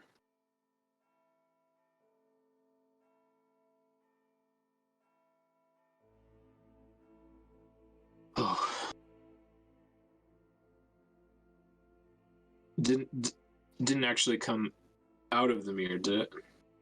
Seemed to for towards just it? a moment, but as it was about to reach out and grab you, the lights went out. And when they came back on, like in just a split second, the figure was gone. Okay. On top of the deck, it's at this time, Kydro, you look ahead and you begin to see the horizon looks dark. So like the sun's rising, but it's just getting darker. The clouds ahead look dark. Okay. We're in for a bumpy ride. And as you continue to look, it seems like the clouds are beginning to rise and this like dark storm seems to be ahead. I should probably let somebody know about that. Oh, Captain! There's a bunch of storm clouds up ahead. Is that a problem? Yes, I see them. No worry, this ship is protected magically. Oh, well, that dishes away all of the concerns that I previously had. Oh no. Why do I hear boss music? You don't hear boss music? We're gonna fight a cloud. Boy, heal.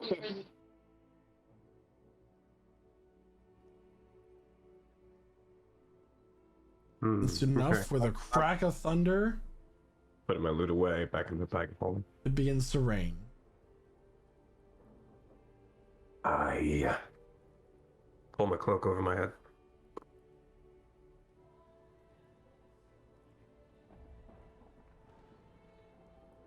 Can I have just a look at for my seafaring background? I'm aware that rain can be harmful to a ship if steered incorrectly. I'm looking at this airship now. How well could it take this weather? Make a survival check. Survival check. If your proficiency's not there, go ahead and add it. Thank you. It is there, but I got a 6. 6. I mean, you don't quite know. You're not well versed with airships and the weather affecting them, because the biggest threat when it comes to rain in a storm is the waves coming up and like throwing people off, capsizing, that sort of thing, even though capsizing is more rare than just man overboard. But as you watch as this rain is kind of like it's hitting something like this invisible lining kind of over the dock of the ship, and like the water is running down off the side of like this dome that's now encompassing you. Back to Nazmir. You find yourself like kind of holding one of your pocket watches, kind of like breathing heavily. Is there anything that you would like to do?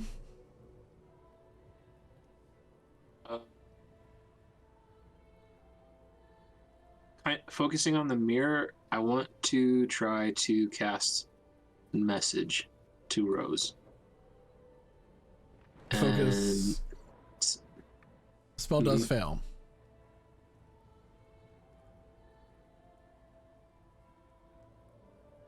Don't understand. Time, death, sleep, life. Can I investigate the mirror a little bit more? I'll touch it again, maybe, and just, I don't know, kind of thoroughly check it out. Sure. What are you trying to figure out? I don't know if there's any physical indication of whatever just happened, like anything left behind, I guess. Roll investigation. 17. I mean, you're kind of like running your fingers along the edge of the mirror. You're like seeing like about the lining of it. Doesn't seem to be anything out of the ordinary. It's an aluminum reflection. Nothing hidden behind it. Your standard mirror. Above deck, it's getting quite dark. Almost nighttime. The wind is beginning to sweep very hard. It doesn't touch you, but the storm is starting to chill you all to the bone, where it doesn't quite, the weather's not directly contacting you, but you just feel cold. Aspen's gonna be standing next to like one of the like crewmates or something, and he's gonna have like a pipe in his hand, and he's gonna like put his mouth on it and then like Because he's never smoked a pipe in his life, so he doesn't know how to do it. Make a Constitution saving throw, please. Oh, it's fake. He's not actually. Oh. He's not. He has the He's bubble not pipe. doing it. Oh. It's like he's making like a little bit of fake smoke with like his halo of spores. It's like weird and green. Love it. Nazmir, from down the hall, you hear a woman's scream. I'll bust out of my room and head that way. Rose!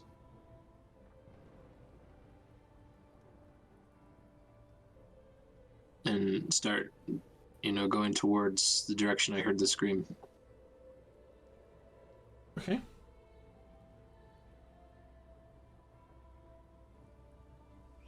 Is this in another room or? It's in one of the cabins. Go ahead and make a perception check to try to figure out which one it came from. Okay. 18. 18. You like close your eyes and listen, and you kind of hear the sounds of somebody crying behind a door that is a few doors up from yours on the left. The lights continue to flicker. I'll knock on the door. Is everything all right? No response. Is it locked? It is.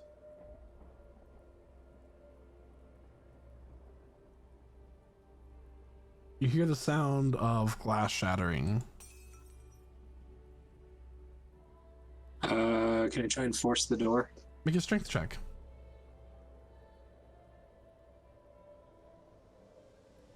Rolling well right now. 18. 18.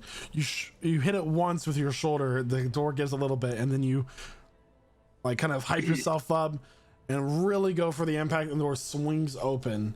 And what you find on the other side is a room that is disheveled. The mirror is broken. It's pieces laying across the ground. There's blood, but no sign of anybody there.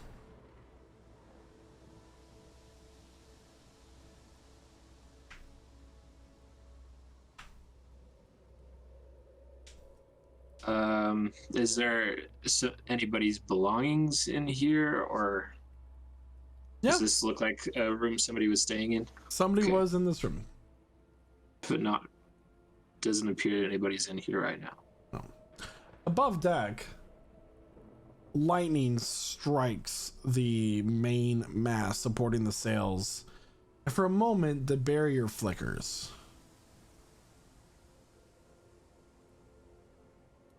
Alright. Aspen's gonna start making his way across the upper deck towards the helm. We are leaving it. Okay. As you kind of like He's out to gonna- storm the captain. Now's not the time for passengers to be up here. There's too many little treats here. I'm not gonna bother you. Bro, we're not actually in. Just keep on doing what you're doing. Have you ever? Again, lightning strikes the main mast, and the barrier goes down. Wind is now sweeping across the deck. Rain is barraging all of you. Goodness. I am running to get back downstairs under the deck. I'm rushing for cover. Are you kidding me? Oh, Captain! All of this business leaves much room for concern. The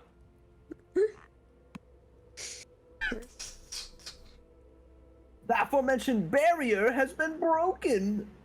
It is And now the outside simply element. a courtesy. You should probably go below decks if it bothers you. Okay, Captain. Now he's Also the going to captain. Okay. go downstairs.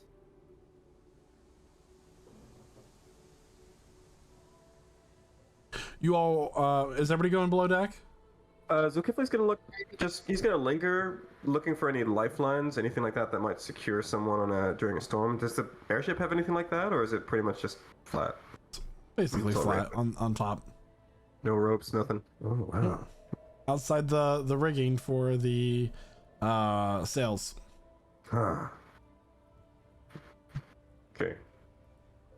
Just gonna scowl around at how unsafe everything seems to be, but he's gonna linger just to get a peek at whether anyone else is about on deck, and if anyone's heading towards the captain's cabin or the helm from here.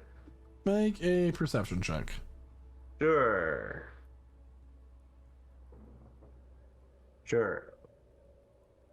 Oh well. Aspen is still over there. He has not left. Yeah. That was my second natural one of the night. That's actually that's my third. 3 natural ones. Yeah, so far it's a 5, sir. Unless you'll give me advantage for listening, but I'll bow to your ruling. The wind is like stinging Oh. your eyes. The rain feels like small ice shards like hitting your face. But you see, I will say that you do see Aspen standing there. Okay. The rest of you head down below decks and see Nazir step out of a room. Did anyone else hear a scream? I sure did not. Did I heard you? one. I did. From this room. But there's no one in here other than some blood and a broken mirror. I'm going to check some of the other rooms, see if anyone else has heard anything strange. You I'm want just- backup? Sure. Okay. I'll just start knocking on the rooms next door and seeing if I get anybody's attention. Hello? Door opens up. It's an older dwarvish woman. Yes. Did you hear a woman scream earlier? I don't believe so. I was taking one of my 12 naps of the day. Ah. Alright. And you haven't seen anything unusual? I have cataracts. I barely see anything these days. My apologies. I'll leave you to your naps. Thank you, young man. So nice to see one of the Fae doing good around here.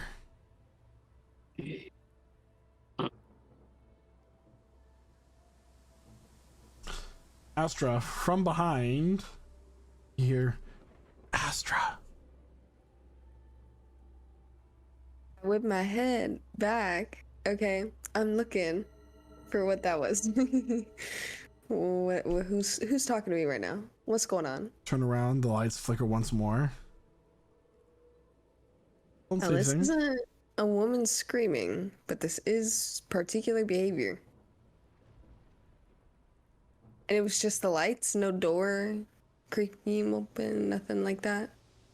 Nope. Just the light and the voice. Where's Nazmir in relation to me right now?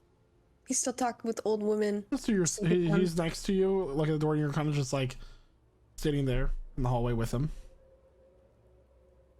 Nazmir, What? did you hear that?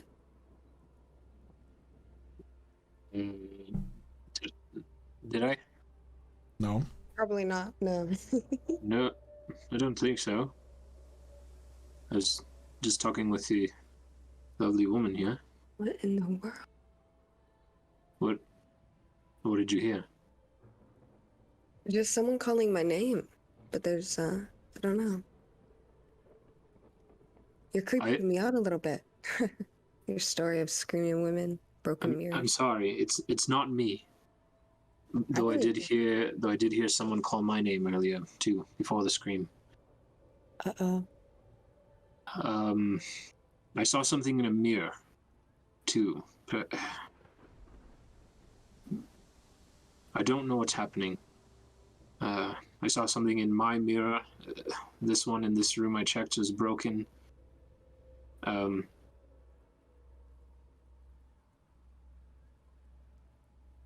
Where are the others? I don't like this. Up top, I believe. At least I know a couple are up there still. Above, there is another strike of lightning onto the hull of the ship. The lights go out below.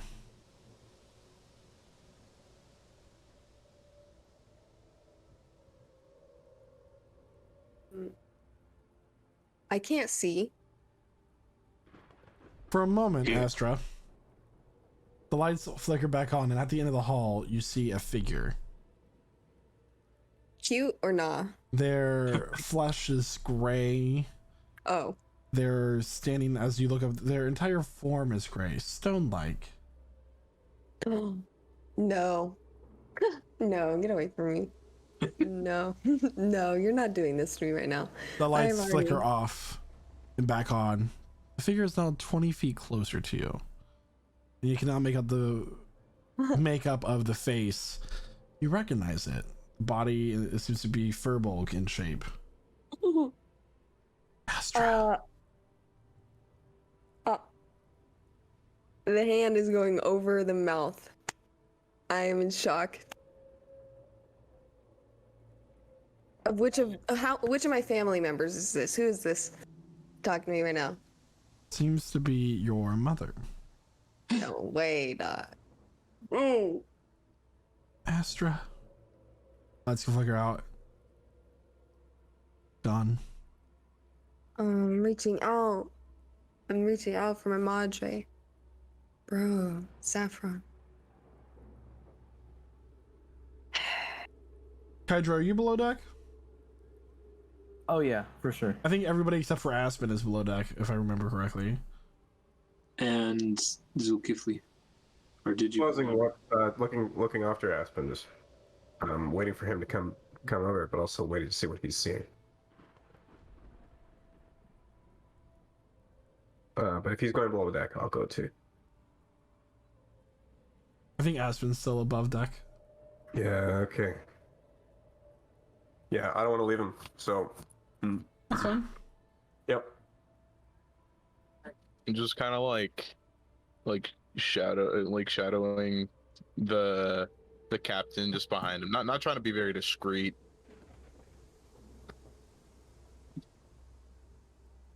I need Is you back. I all purple. Sorry. Look at Does- my skin. Fully Does it matter that much?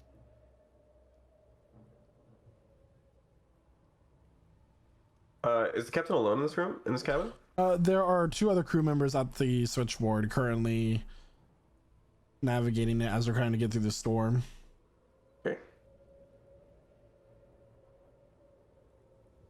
If I'm looking around, can I see Nazmir in the hallway with me still?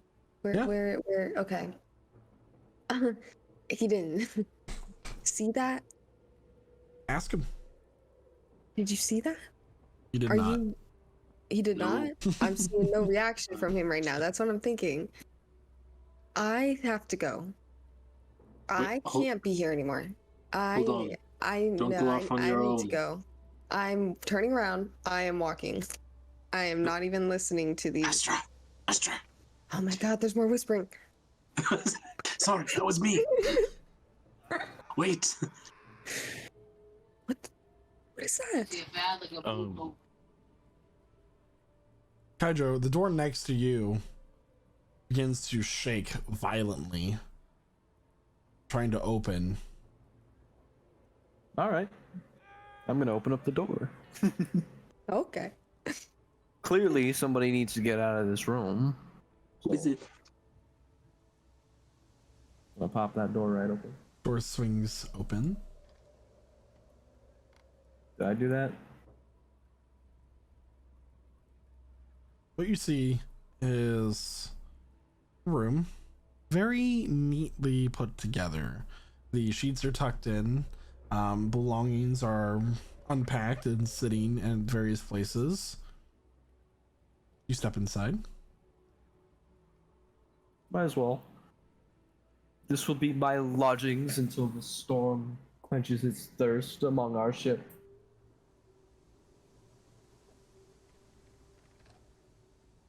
The door closes behind you.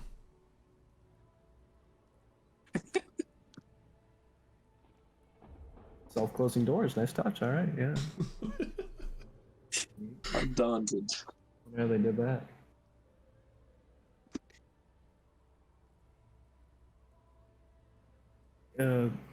Kydra's just gonna like check out surroundings. Yeah. What is Cormac doing?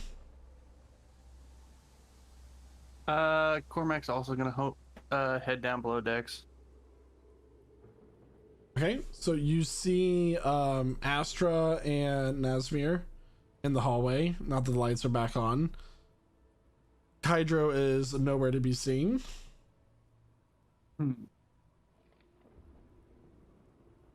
Is everything all right down here? No. I don't know what's Going through happening. the walls. They're going through the lights. They're whispering to me. I don't know what's going on. Have you heard anyone call your name? No. No, I can't say I have. Something is going on. I heard someone call my name, and Astra heard something as well that I did not hear.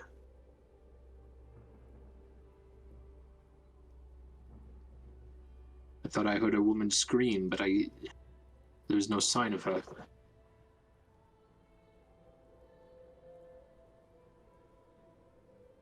I don't like it. We should stay together. Where's Kydro? Where's Aspen and Zulkifli? I believe Aspen and Zulkifli are still up top. And so is Kydro? Or I don't know as far as Kydro goes.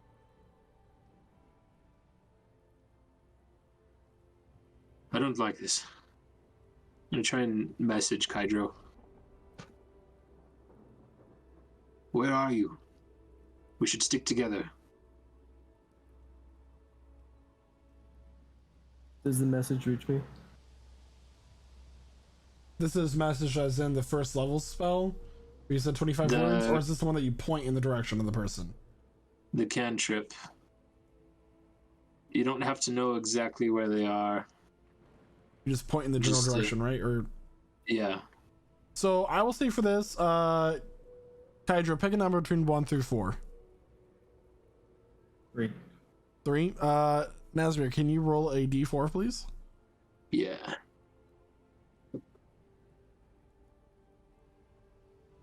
Four. Okay. Yeah, I'll say that the message reaches him. Wow. Okay. Yeah, so that was just, where are you? We should stick together. Something is afoot. And can I respond to that using the Yeah, you get a response. 25 words limit? Yeah. I walked into a room with a automatically closing door. I'm chilling right now. That's it. 14 words. He's in a room somewhere. He said the door closed behind him. That sounds normal. Mm-hmm. Yeah. Michael. Mm-hmm. So Aspen, is kind of above deck and he's like pestering the captain a little bit, but like, the captain's obviously not having it, so he's just kind of like sigh and then walk out of the room. But like as he walks out of the room, he's going to use one of his wild shapes to summon a wild companion of a spider and leave it in the room. Okay. And go below deck. And what are the instructions for the spider? It is find familiar. Okay, so you're wanting to like communicate with you if it sees anything, or Yeah, basically. Oh, I just got my I fall into step with Aspen.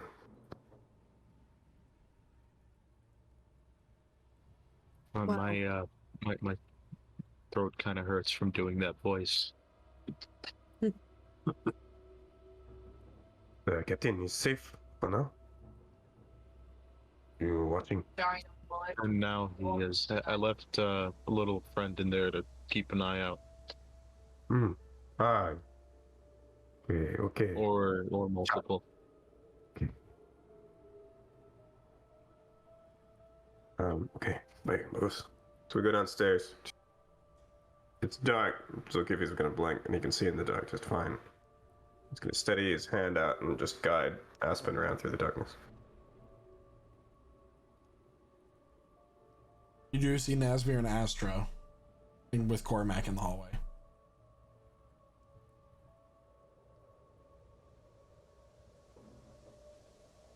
Okay, I'll get up to them. Just try to grit them out. Hey, bagaimana? How are you? Something is wrong.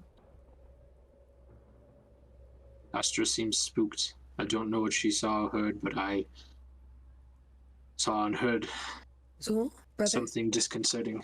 is that you? Yeah. Sorry, what? It's still dark, right? I can't see. Nope.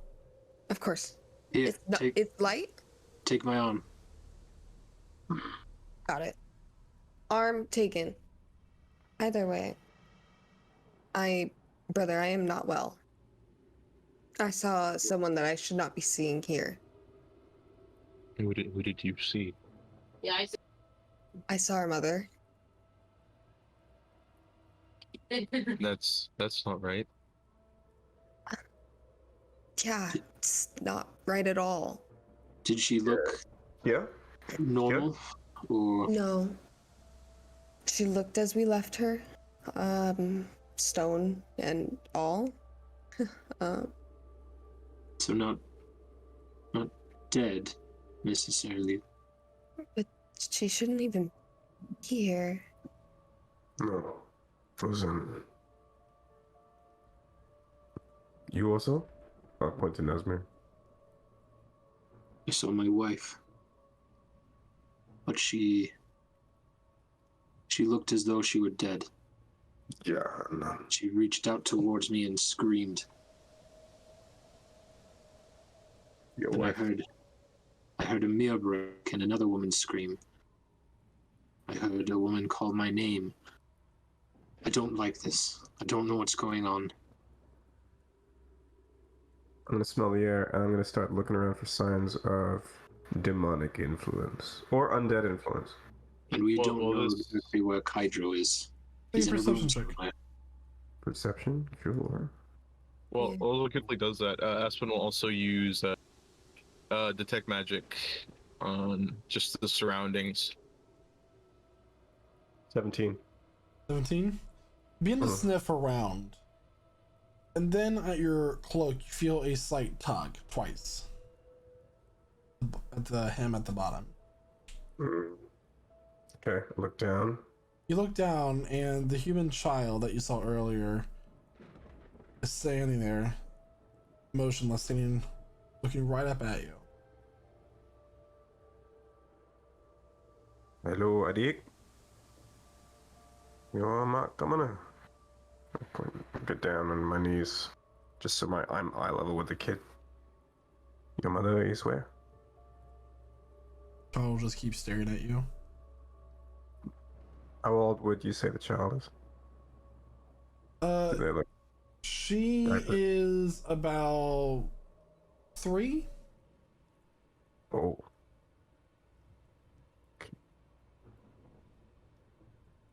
She slowly raises her hand to her mouth, raises her index finger, and goes, "Shh."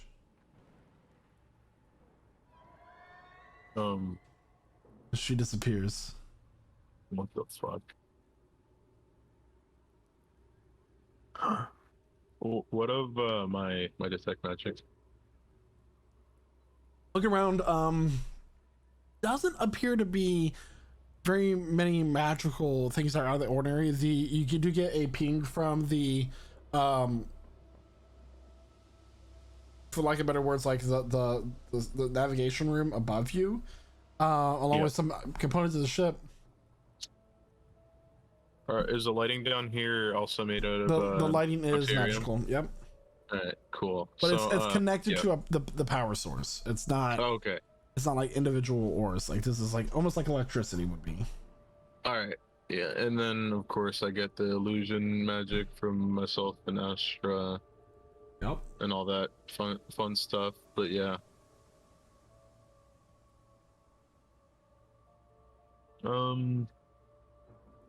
I guess just to be safe, Aspen will you know, just keep an eye out, I guess.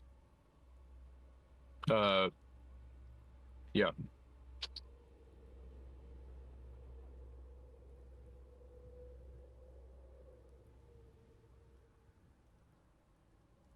I'm disturbed, standing up and looking around for anyone.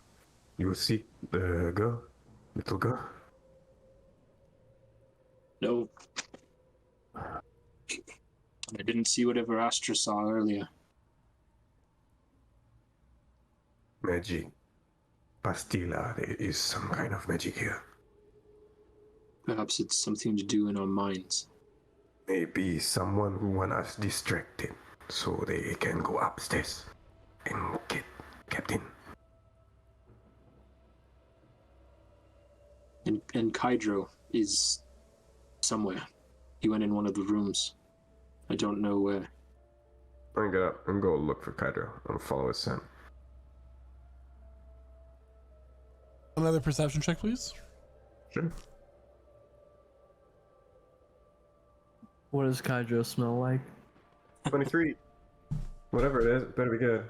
Sweat and mint. 23. All right. Yeah, you follow Kydro. Familiar aroma of sweat, incense, rosemary, sour beer.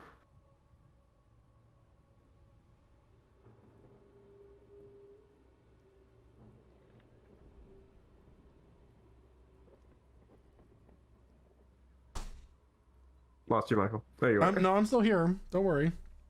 Cool. You begin to pick up the scent of Kydro, finding your way down the hallway to the room of where he is. And you try to open the door.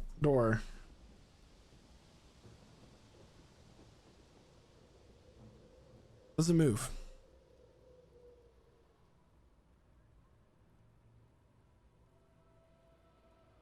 Okay, I'll bang it. I'll knock against the door. Kydro!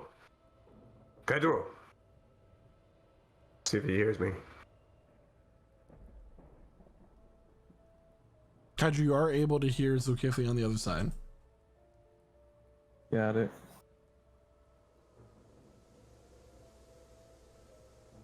Do you respond? Hello? You stuck or what? You okay? I'm gonna mess with the door handle. Door swings open. Oh.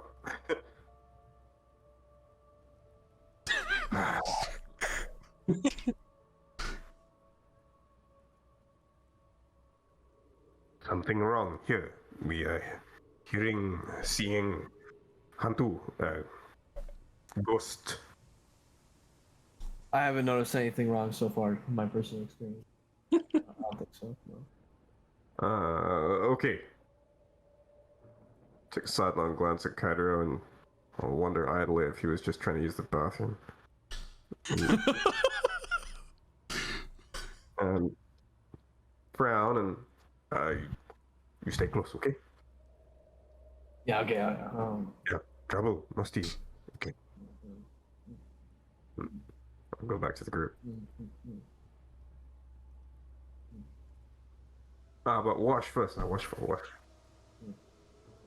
Kaiju, the man with the white skin that you were speaking to earlier kind of like walks out of a room at random in the hallway, kind of like holding his hands up to the sides of his head. No. He's been dead for years. What happened? You see a ghost? He's been dead for years. He can't be here.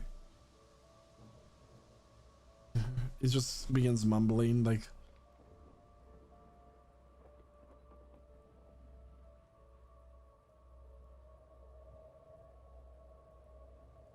you hear another voice. Hello?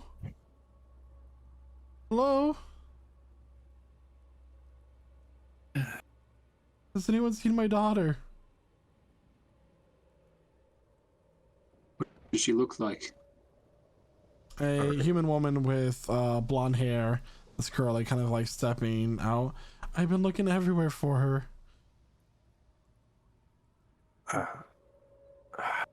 I look also. Where? Yes. He's been dead for 13 years. Where did you have you seen her? She is dead. Two different people. The man still mumbling, the woman. Yeah. Oh. Okay.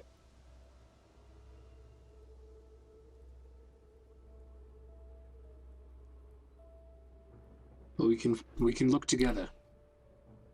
What does she look like? She's 3. She's shorter, of course, toddler with blonde curly hair. She's just getting a few words in.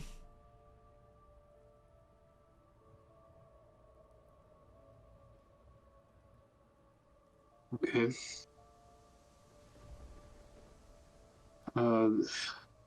Where's the last place you remember seeing her?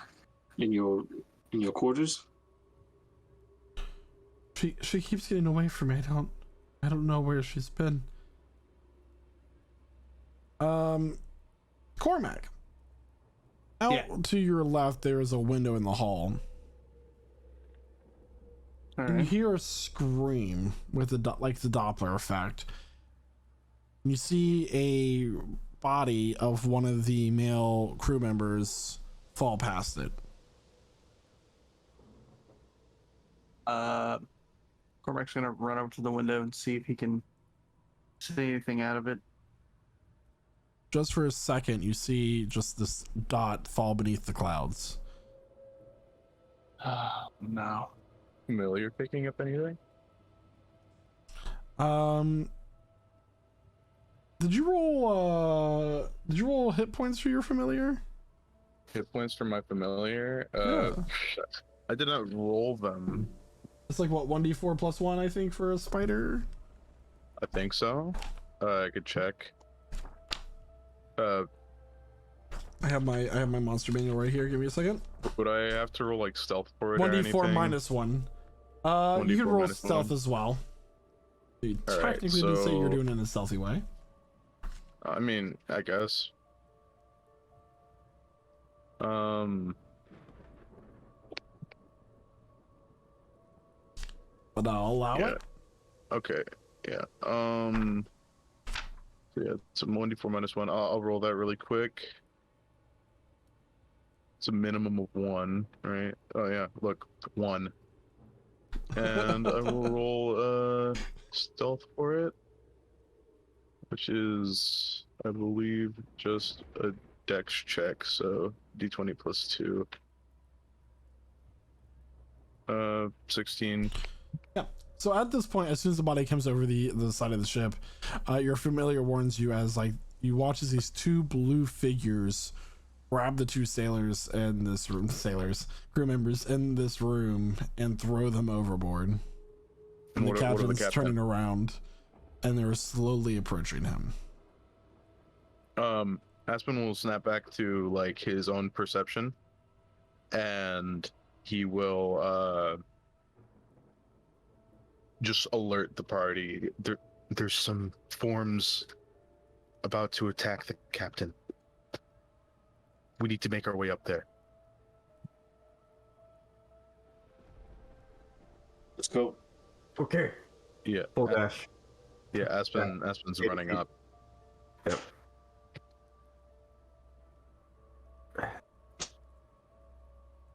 Yeah, dashing for the door. You all running up. I will say that you all can arrive up Okay. here. Yeah. Ooh, that's too big.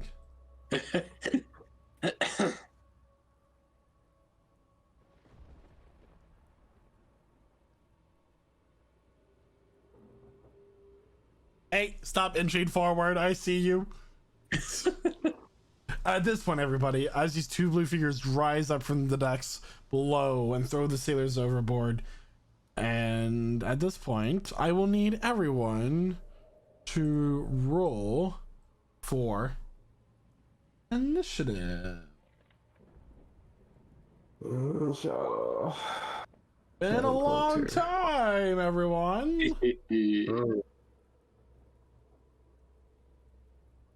Yeah, Allah 7.2.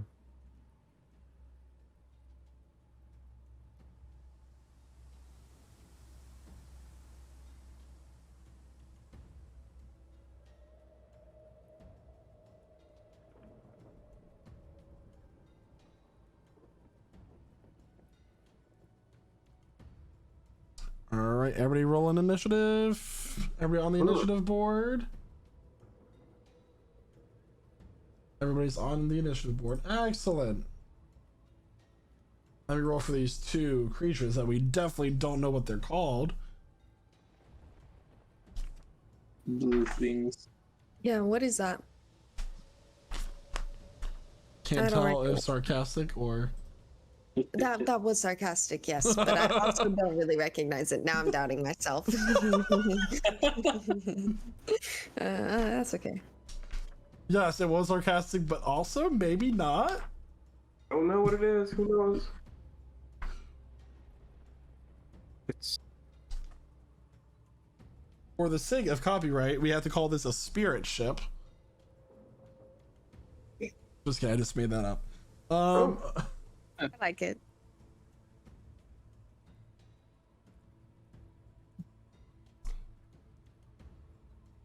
It's like we have to call it a haunted chateau. Visitant voyage. uh-oh. Who did we lose? Ooh, who did we lose? Jeremiah. Jeremiah. Oh. Uh, Yeah, Aspen. yeah. The show must go on. So,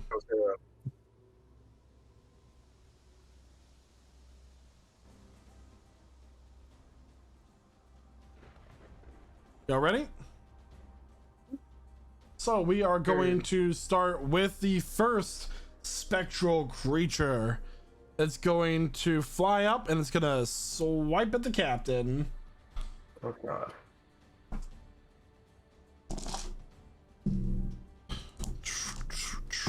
That is going to be a 21 to hit. The captain's gonna, oh my goodness, and gets swiped by the spirit. At this point, it's gonna be Astra's turn. Curious. Is our captain a tanky guy? Does he look like he can take some hits like that? He'll be fine, or is he frail? He got hurt from that hit, but he seems to be rather resilient at this moment in time. Excellent. So I'm gonna go ahead and take an offensive moment strategy, and I'm gonna cast Moonbeam on the weird little unknown being that attacked the captain, the first one that did that. So that's a Constitution 14 saving throw for whenever it starts in that. I don't think it does damage When off it the first is it when it, does it say when it first enters in the character? bat. When it starts its turn there, or when it like enters. The So little it will five- be at the it would be now because it's entering the space technically. That's only if it Excellent. actively moves in, but that's your call. Actually, no. We'll do it when it starts its turn there. And what is the radius for Moonbeam? 5 feet across, 40 feet up. 5 feet across. So That's radius, it's a single square. Mm-hmm. Alright, so we'll do this in like a bright blue. And can you click on the box that you want it to be in? Okay. So right there. Got it. Yeah. All right, Cormac, it is your turn. All right. Well, let's see here. Let's see. How far away are they?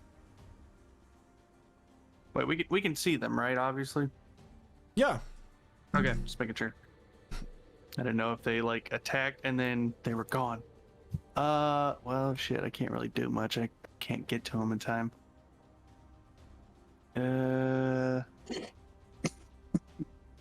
Well, I guess I can attempt to shoot at one, since that's really the only thing I can do right at the moment. Yeah, I think I'm gonna do that. I'm gonna shoot at the blue one directly in front of me. Shoot at the one marked blue right in front of you. Okay. Yeah. Roll to hit. It's gonna be a 27 to hit. 27 will hit. And that's gonna be for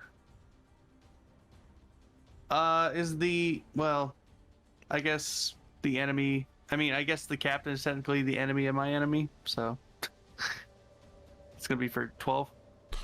12, it is resistant. Okay, well then I'm gonna use my next little bit of the last little bit of my turn, and I'm gonna move up to right. Oop, that's not the right thing. Move to right about there, right next to the captain, and that'll be my turn. Yeah, at the end of a turn, you all hear a voice calling for command. Do not let them interfere. Oh boy.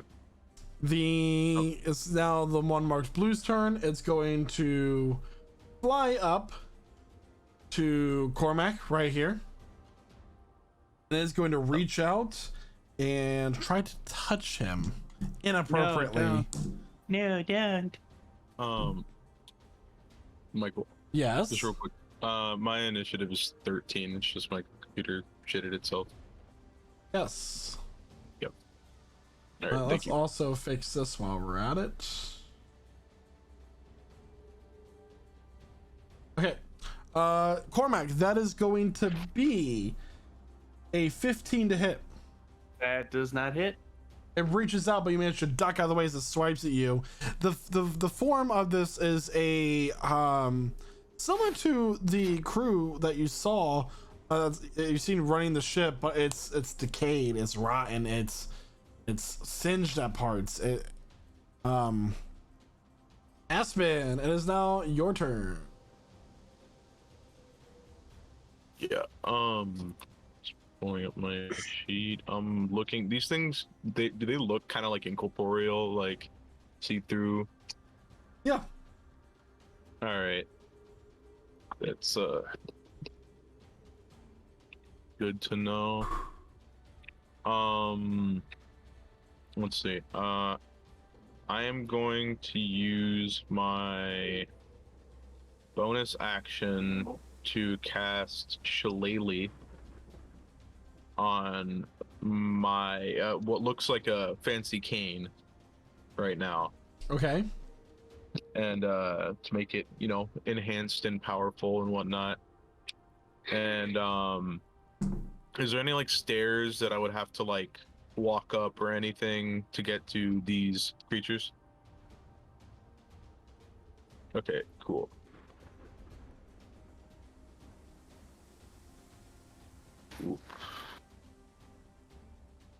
I'll get right here, so 20 feet of my movement.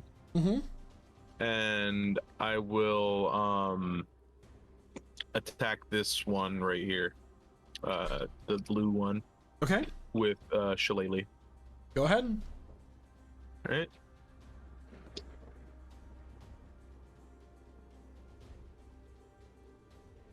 Here we go. That is a 22 to hit. 22 will hit, and is that magical damage? It's magical, yeah. All right, takes full amount of damage as you whack it with your shillelagh, and just like dissipates some of its form. Is that your turn? Yes, that is my turn. All right, at the end of your turn, you're gonna hear, all of you are gonna hear, Enough of this. rising up from the deck on the far side here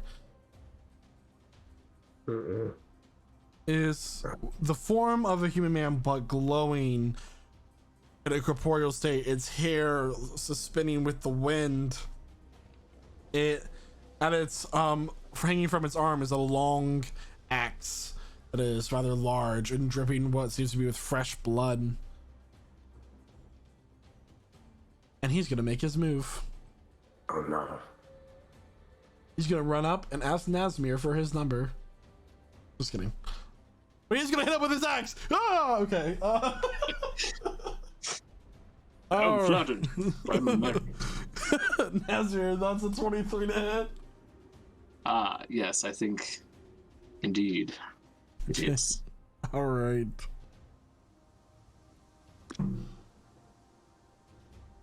That is gonna be 8 points of slashing damage. Nazmir, 8 points of slashing damage. Rude. Is it though? That's what I taught my kids. It's rude. It's rude to slash people. Fair point. All right, so 8 points of slashing damage, and then he's gonna attack you again. Oh, cool. That is going to be an 18 to hit, Okay. and that is going to be 9 more points of slashing damage. Yeah. Oh no, I think he might be dying. That's All right. smart. Hydro, it is your turn. So am I good to just do my things here? Oh.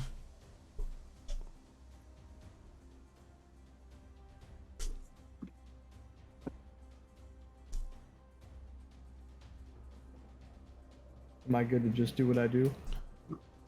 You do what you think you should do. Okay. So, Kaiju's going to approach this ghostly figure right here. Gonna go, alright, take this. Going to, ready his elbow like this. Viewing right here, whole elbow with fire energy. Going to attempt to just swing his elbow and hit this ghost with a flaming elbow draconic strike. Okay. That is going to hit for a 21.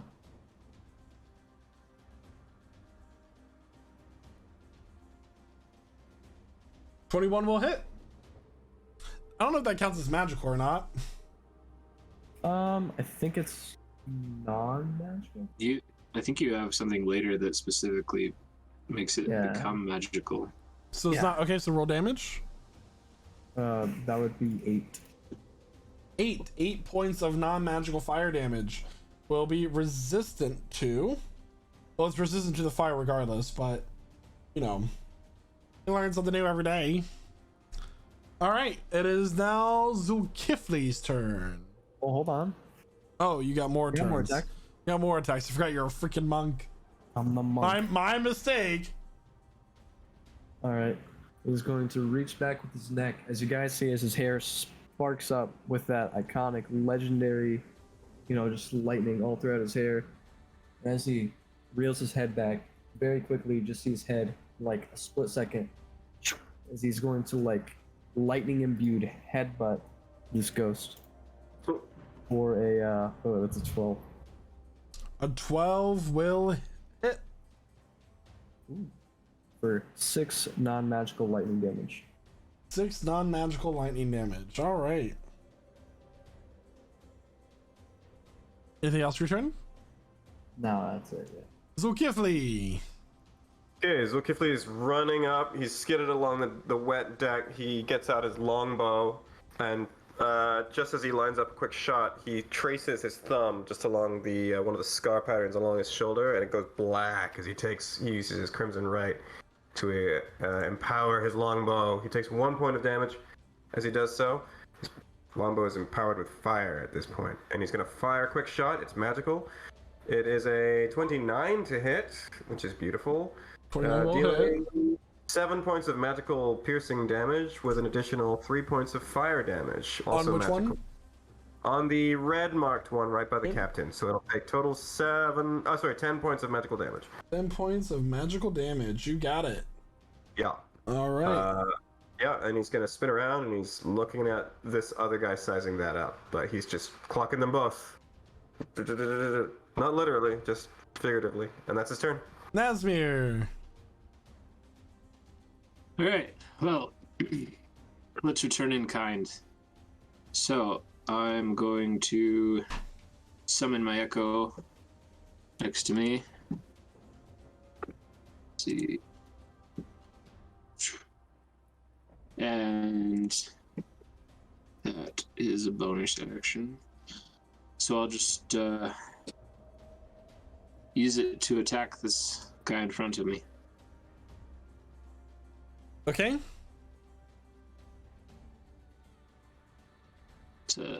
That's a 7. And I assume that does not hit. The 7? No. No. Okay. All right. I believe that's gonna be it for this turn. Okay. That is now the top of the round. Astra, can you roll damage for your moonbeam? 8 radiant damage. Which it takes the full amount of damage to 8 points of radiant damage. I need everybody, and I mean everybody, to please make a wisdom saving throw.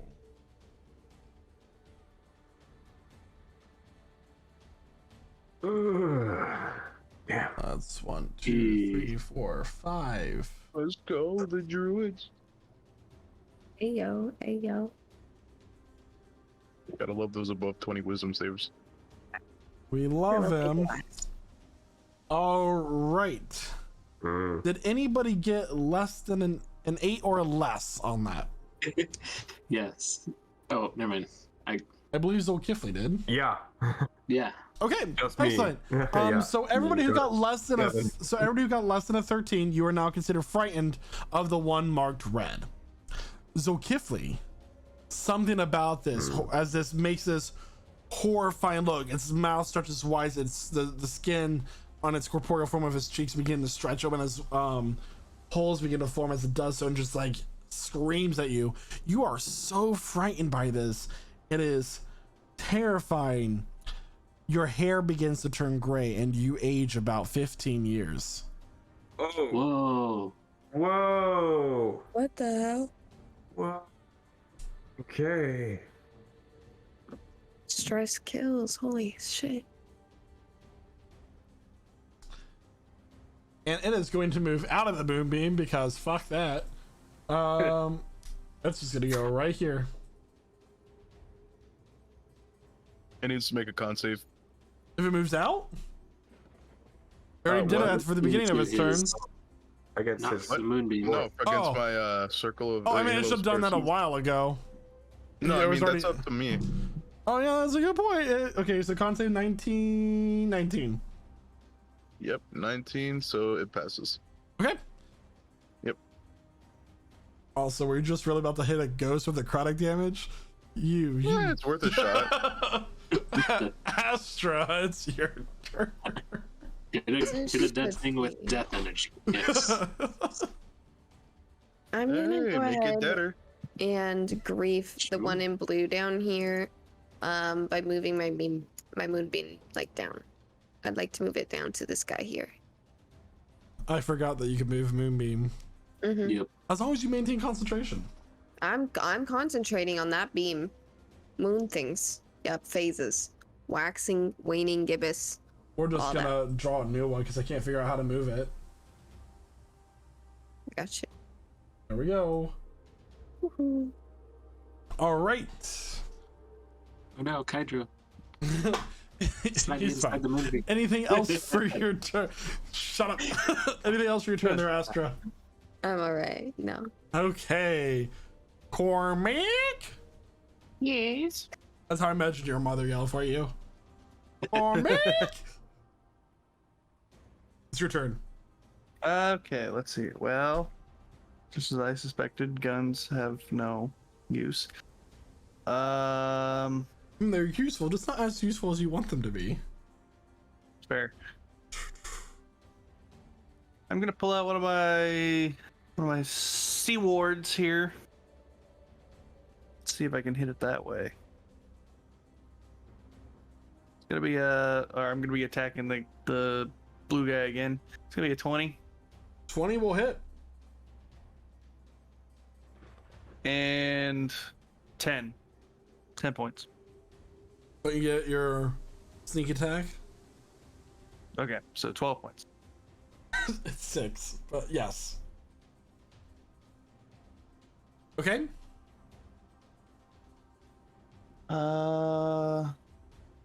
Think that is it. Yeah, that's all I can do for now. All right. It is now its turn.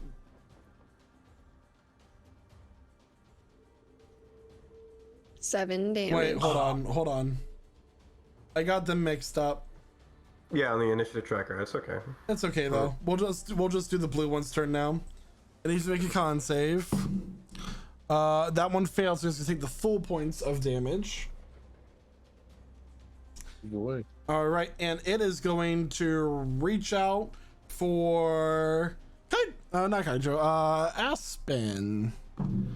Aspen, that is going to be a 23 to hit. Hits. Okay, let me just go ahead and get. I don't have enough dice for this damage. Hold on. What? 10, one more. That's going to be 14 points of necrotic damage. All right. You don't sound finished. I'm actually done. Okay.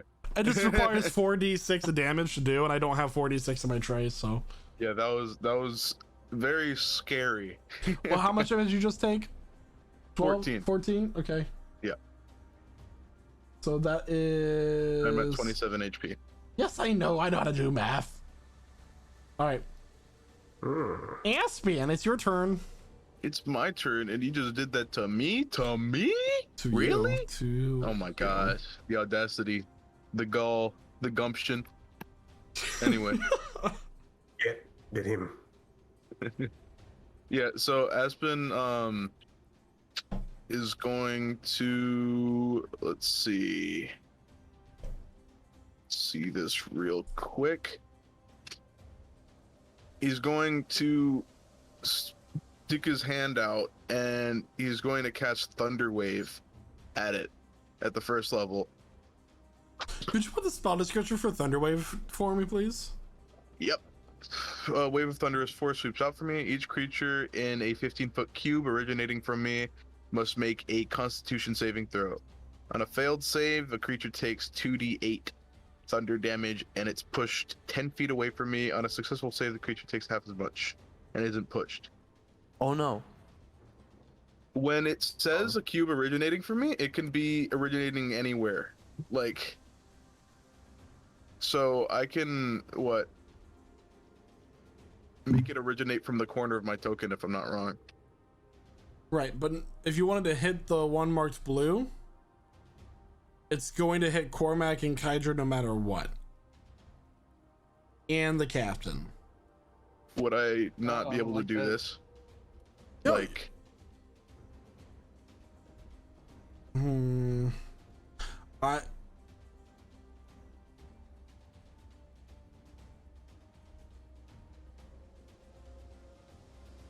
I Interesting question. Noah, thought process. You can select a cube's point of origin, which lies anywhere on the face of the cubic effect. I've got 40 minutes. No, you probably looked it up. Yeah, I feel like the cube year square must be in the effect, but I'm actually just looking at it now just to make sure. That's what I was thinking Whether too. point of origin is counted in the effect or not. Oh, see, yeah. So you can actually choose. Looks like. Cool. So yeah, you can do that. Yep. Unsave. Con save. Oh boy, that's pitiful. 15. Wow, it passes. It takes 1 point of thunder damage. 1 point of thunder damage. See, guys, I am. That's a good idea. I'm an arcane master. A really good idea, though. No, yeah. Y'all got that. Aspen's gonna use his bonus action for hidden step, and he's gonna make his way over here. Okay. I don't So know he's that. invisible. Yeah. All right, and yeah, I'll end my turn. All right, the one back here is going to attack this Nazmir. It is going to be a hold on. 21. My echo is gone. All right, it's going to take its second attack for its main action. That is going to be a 26. Cool. And it's going to add on some extra damage for its bonus action. But before we get to that, hold on. Jesus at how complicated this is for me, not how much damage it does. But 10 points of damage. And it's going to use its Martial Fury to add an additional 11 points of damage, so 21 total. That is necrotic, and your attack rolls have any attack rolls against it have disadvantage until the start of its next turn. Nazir, what is your current health at? 2. Very low. It's 2, right? I think it's 2. Yeah. Yes. All right, Kydro, it is your turn. All right, so you guys see as Kydro brings his fingers together, right? You see that black poison begin to seep from the tips of his fingers, aims towards the ghost, and as he reels his hand back, right, kind of pauses for a split second. Kind of see his neck turns off a little bit numb right now. Then he swings wide and he hits Cormac.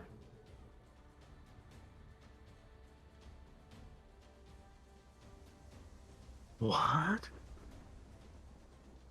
That is a 16 to hit. Cormac, does 16 hit?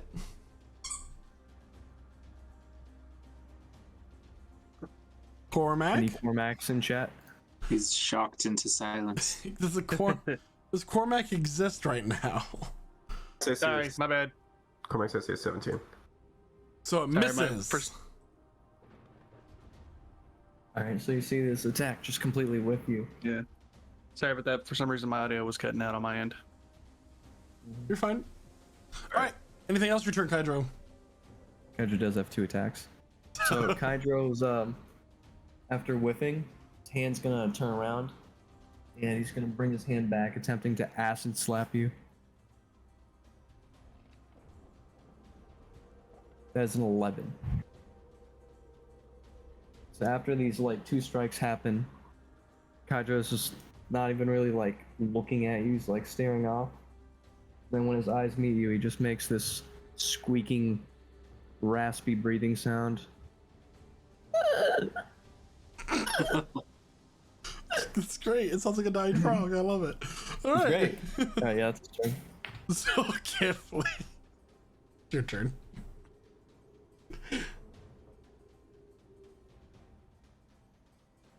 I think our Zulkifli, it's your turn. Yeah. Yeah. You were Okay. so still for a moment. I was worried.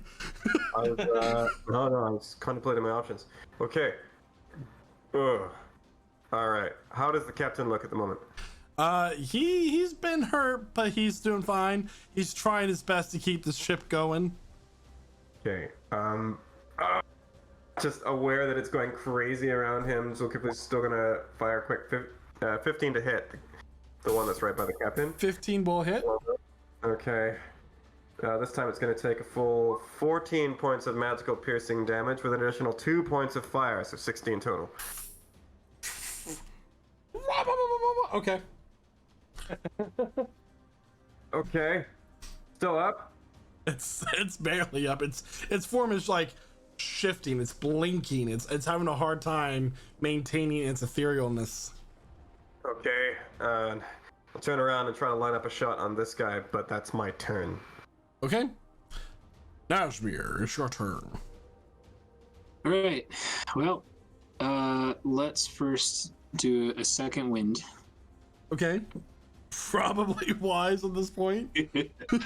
7. I got 7 health back. It's something. 9 hit points. Yeah. Okay. And what I want to do for my action is toss some of my explosive mining powder up above this guy's head so that it hopefully doesn't hit the ship. Just him. Make a dexterity weapon attack. Dex 13. 13. All right, so you throw it up in the air and it explodes. I believe I made that as. Hold on. Oh God. Look up fireball. The first thing it pulls up is whiskey. Forgot to add 5e after it. Roll 4d6, please. It's half the damage of fireball. 15. 15. It is going to fail its dexterity saving throw and take 7 points of fire damage. Okay.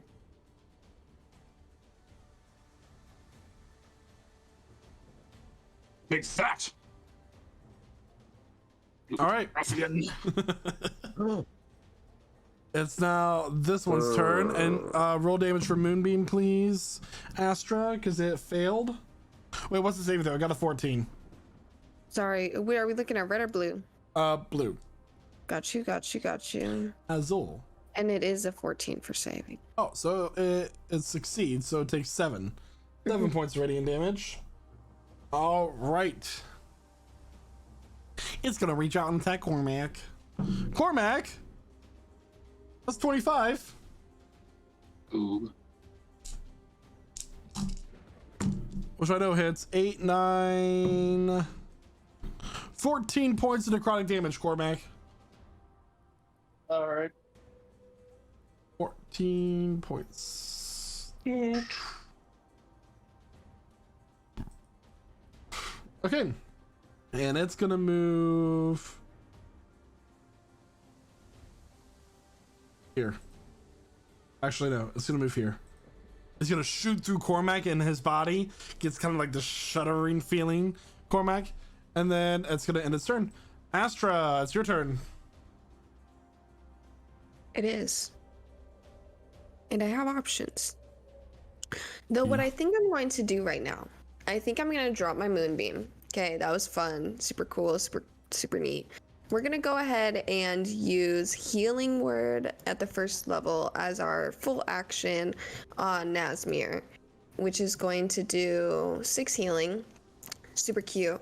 Then what we're going to do as the bonus action, if possible, I'd like to cast Healing Spirit for my constant. No?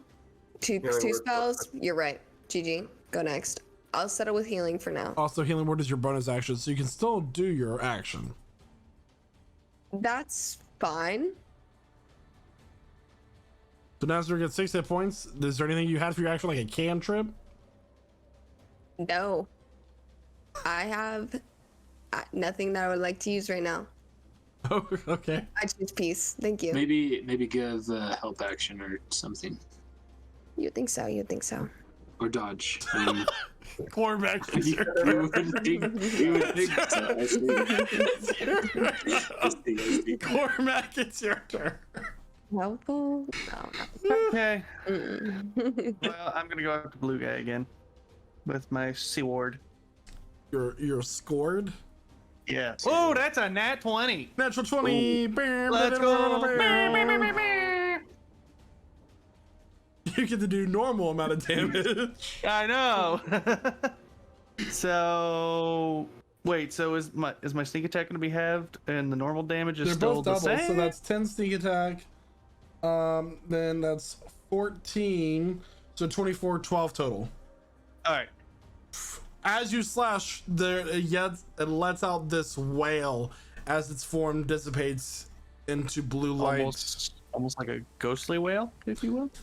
Yeah. Hold on. I think I have a thing for that. Oh god. Hold on. Stand by. Very slow.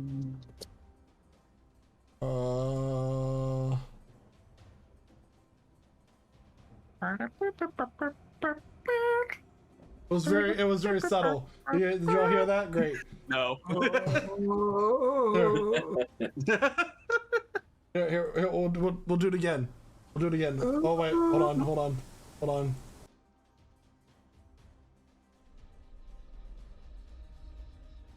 Okay. Good enough. That is very subtle. All right. It was like Anything else your turn, Cormac? it was a mouse's ghostly whale. I'm gonna move up closer to the red one, and then that's where I'll end my turn. Okay. Speaking of that one, it's its turn. It's gonna reach and it's gonna attack the captain. No, don't you do it. How dare you, sir? That's gonna hit. Damn it.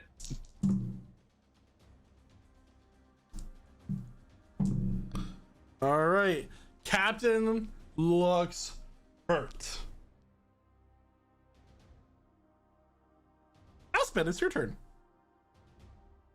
All right. So Aspen becomes visible again, and I immediately drop Shillelagh, Okay. like at least my staff or whatever, right? Yeah.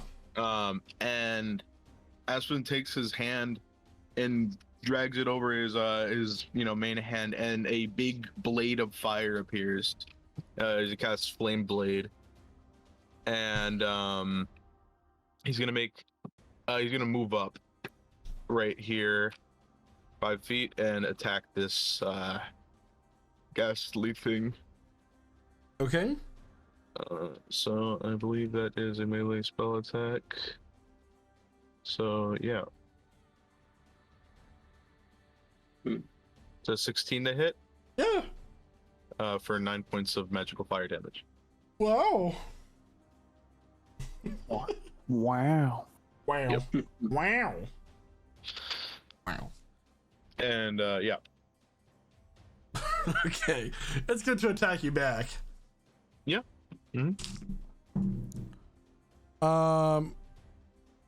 Technically that attack would have been with disadvantage, but it still hit. Just reminding myself. All right. 18 to hit.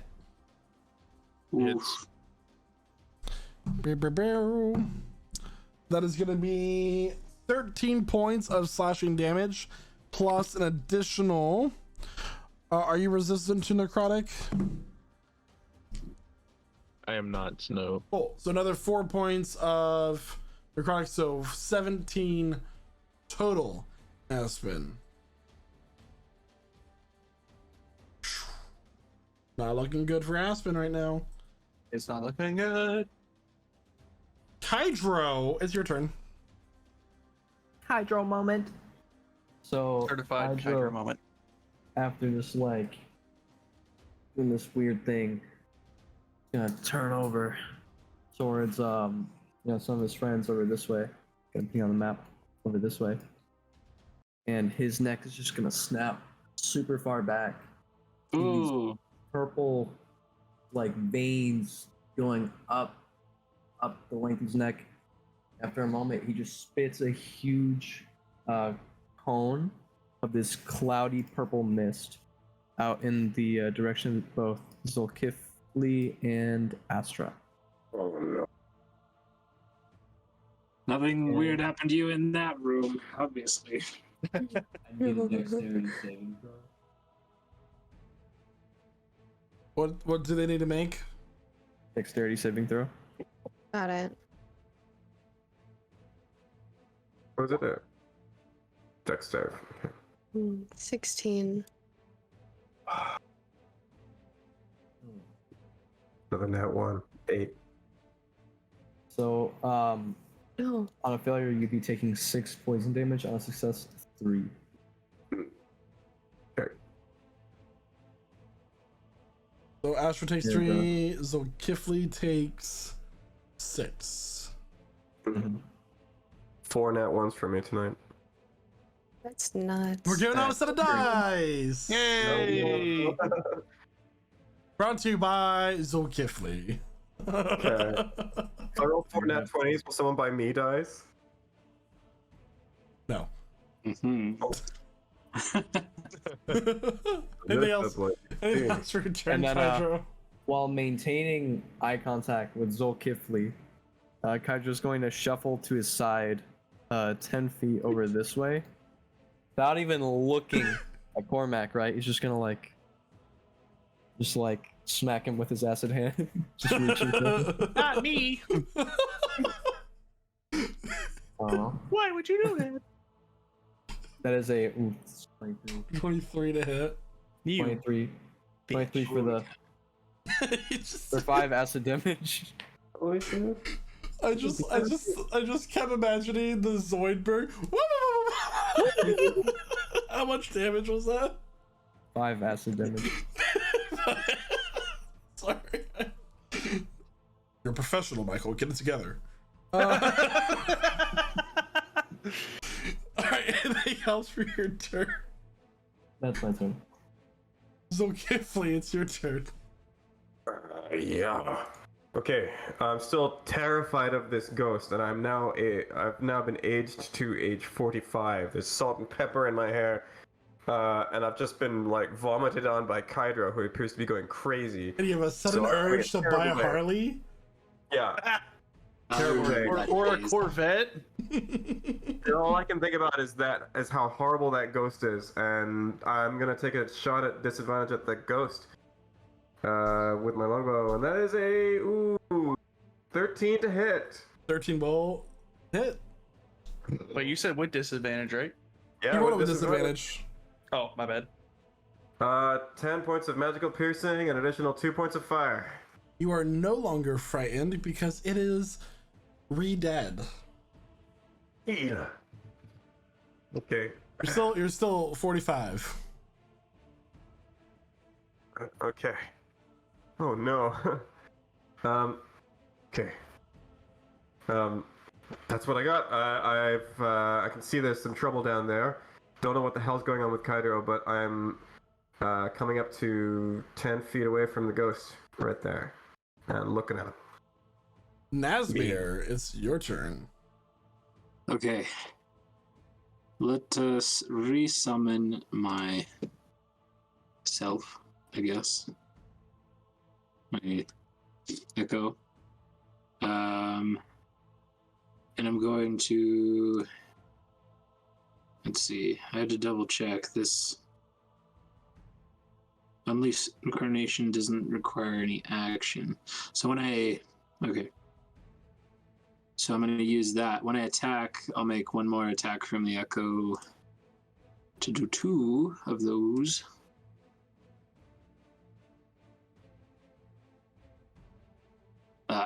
I see. A 9 and a 6. So anyway. I see. Nice. Okay, anyway. It's totally with. You swing down blind with rage and just swing down and you're like, I got him! And it's 5 feet away from his foot. Swing and a miss. He just looks at you. Yeah. Okay.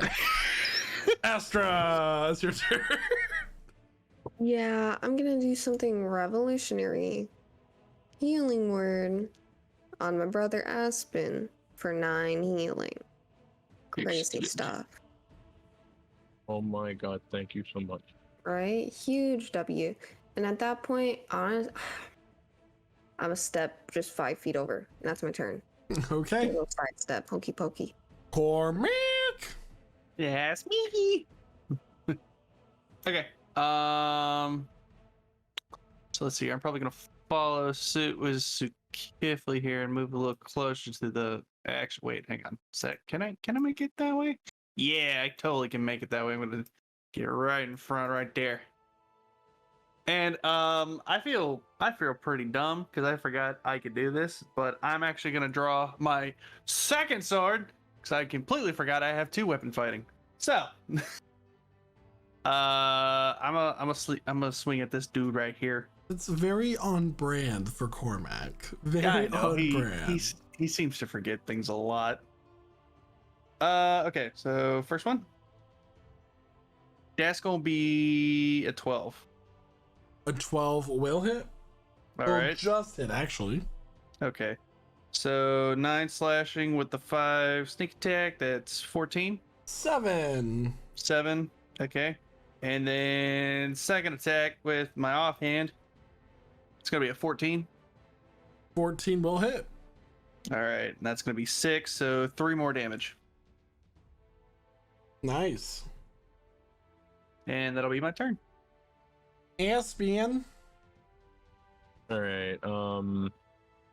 Aspen's gonna drink, like use his bonus action to drink one of the health potions that he has. Okay. Because I definitely need that. 44 plus 4. 15 healing. And he will use his main action to attack with Flame Blade. All right. Here we go. Disadvantage, right? 22 to hit 22 will hit. for 11 fire, magical fire. All right. Anything else for your turn? No, that will be it. All right. The man is going to reach out with his ghostly axe, and he's going to swipe at Aspen. That is going to be 22 to hit. Easily.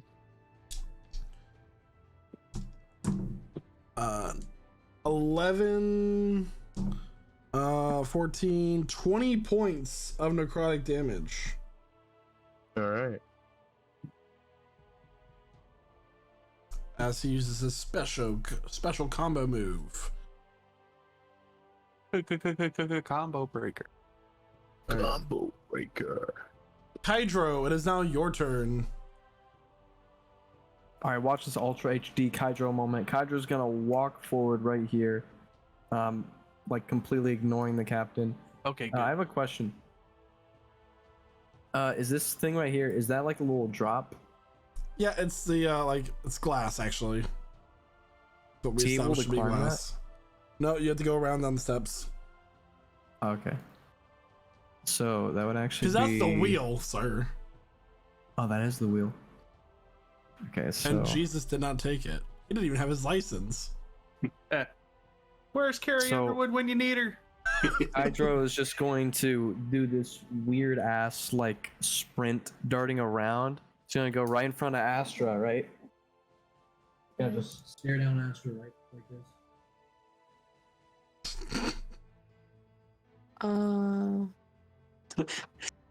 Then you're gonna see mist, like white mist, start to come out of his mouth. Oh my god, you have rabies. He's Oh gonna- my god, you have He's rabies. gonna reel back and just bite fucking her. spew frost straight in the direction to the left of you, as this cone of cold, draconic, is just going to hit everybody over here. My Why guy. am I getting intimidated right now? Everyone else is getting targeted. My guy. Right past your. Right? She just feels a slight breeze, a chill in the air, if you How will. Kydro be and his neighbors ring doorbells?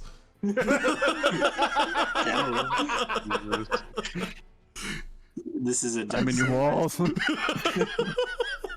Wow. So what's the say? Have a moment to talk about HelloFresh. Okay. Oh god. So that would everybody? be Everybody except for it's like- Astra. everybody except for Astra because she's a little bit too close. That'd be a deck Yeah. save. Thank goodness. Be a deck save. Since nothing will stop him from wreaking havoc. That's my best Yeah. one. Not even his What familial is the line. save, Hydro? It is a 12. Let's go. So Man. Kifley and Aspen fail. Yeah. Oh, the ghosty boy needs to do it too. Aha! He succeeds. All right, what's the damage? So this damage is looking like approximately 5 cold damage on a failure, but 2.5, which is rounded back down to 2 on a success. Okay. The ghost takes 1. Okay. Nazir, And, did you succeed that? You did. I did. Just barely. Oh, I guess my Hello. shadow needs to roll Yeah. too. Hi. Aspen uses his reaction for absorb elements. Okay. So, Kifley, it's your turn. Unless Kaiju had more. I did have something actually. Okay. So after like blasting that, right, he's gonna turn back to Aspen. He's just gonna fucking shove her. So that would be a, So anyway, I started blasting. that's a contended strength check, right? Yeah. That's it. So, Astra, can you make a strength check, please? Is it strength or athletics? I always forget.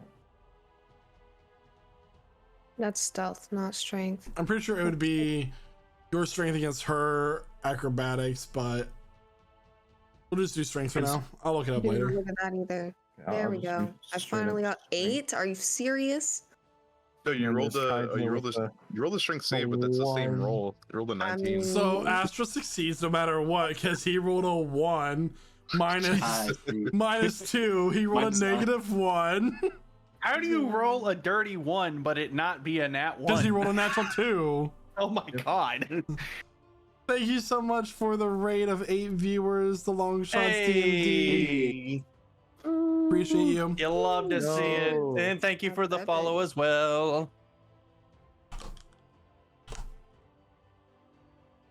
Just in the middle of some airship combat. So Yeah. yeah, after doing a very quirky shove on my own teammate, which doesn't work. What the heck?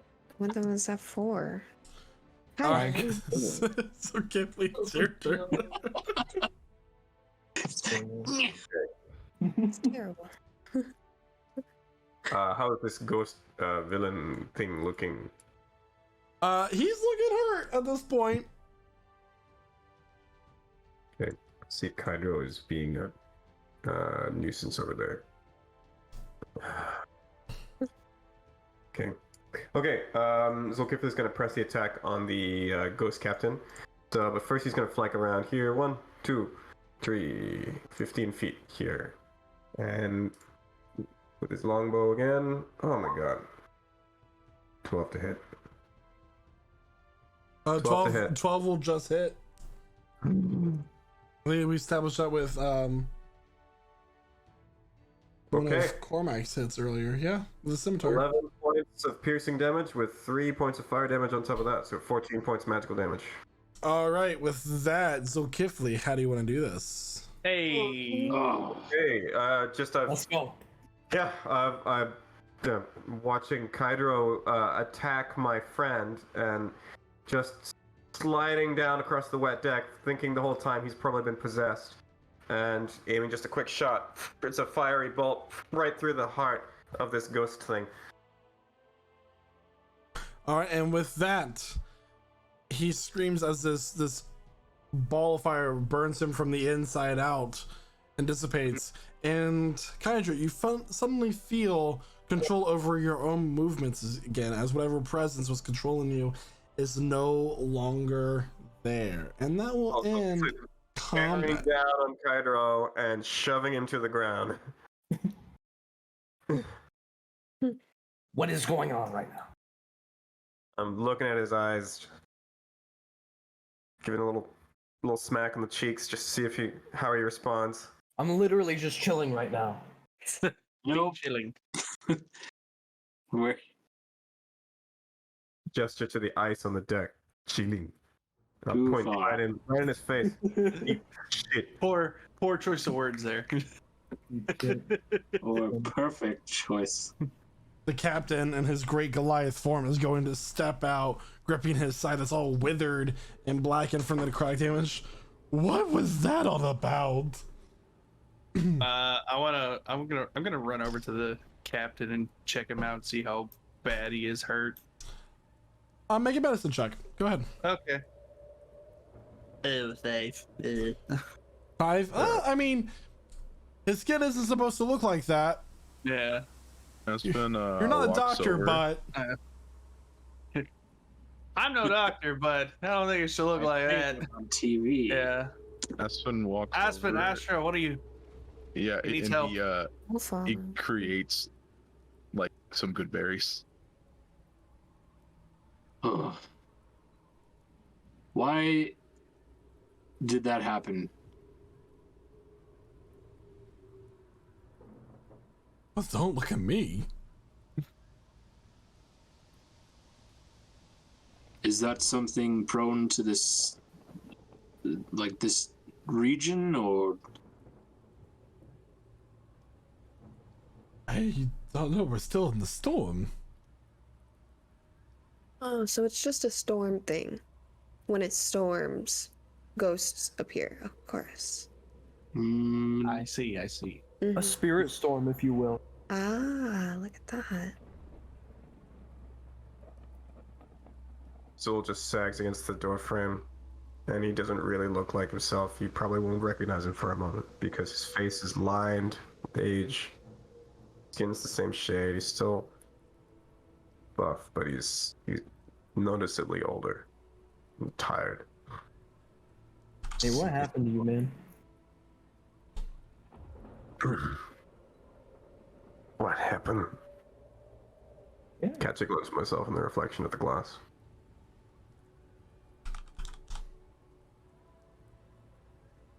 Are you feeling all right? Oh. Tired. yes, that happens.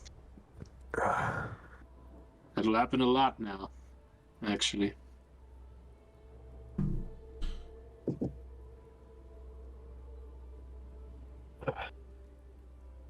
No, it No. happened to you all at once.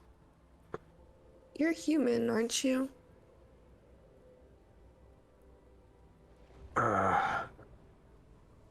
No. Yeah.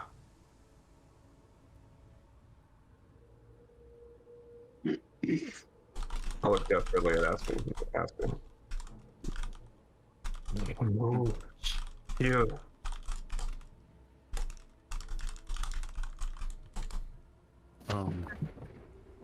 You said heal. Yeah. No, I don't know if I could heal that. You look wise though.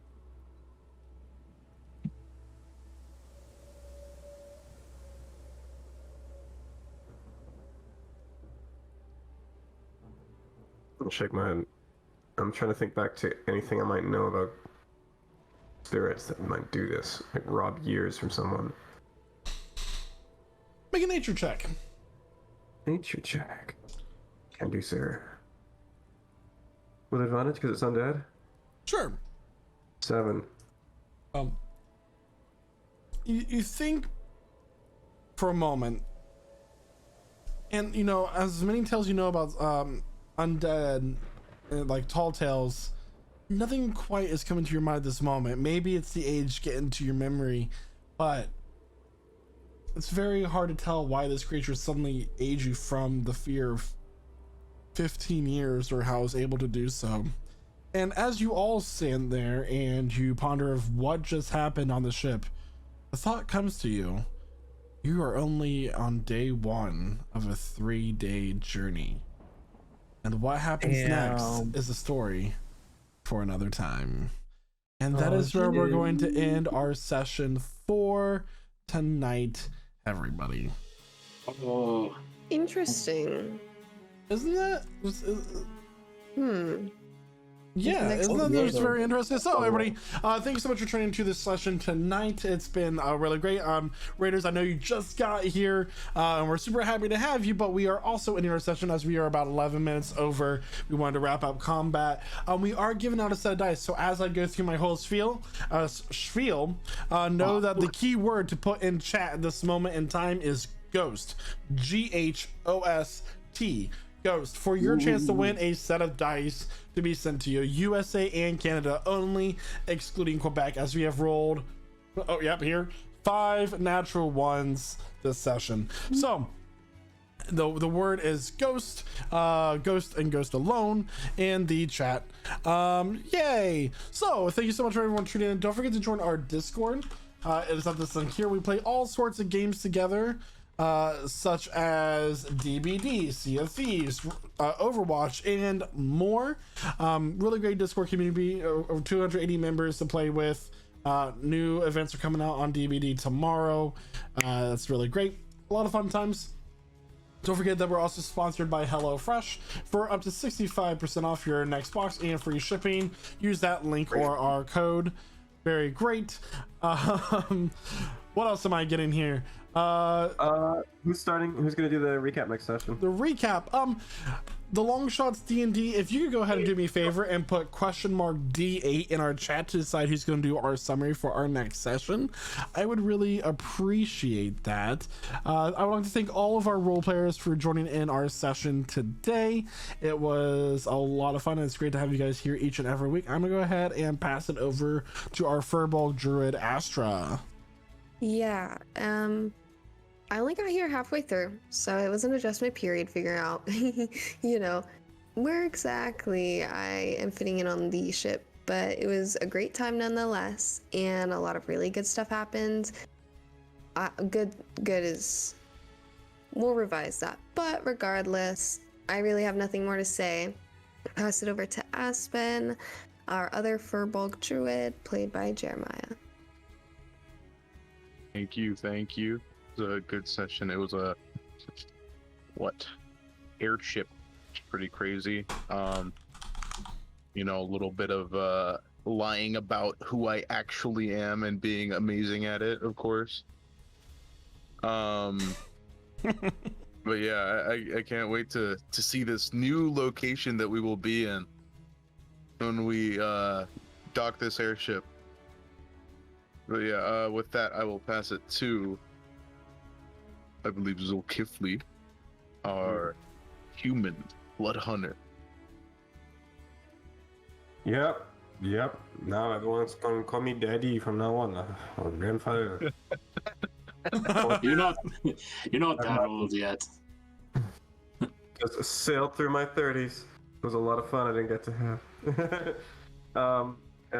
But that was really cool. It was a lot of fun today. I really enjoyed today's session.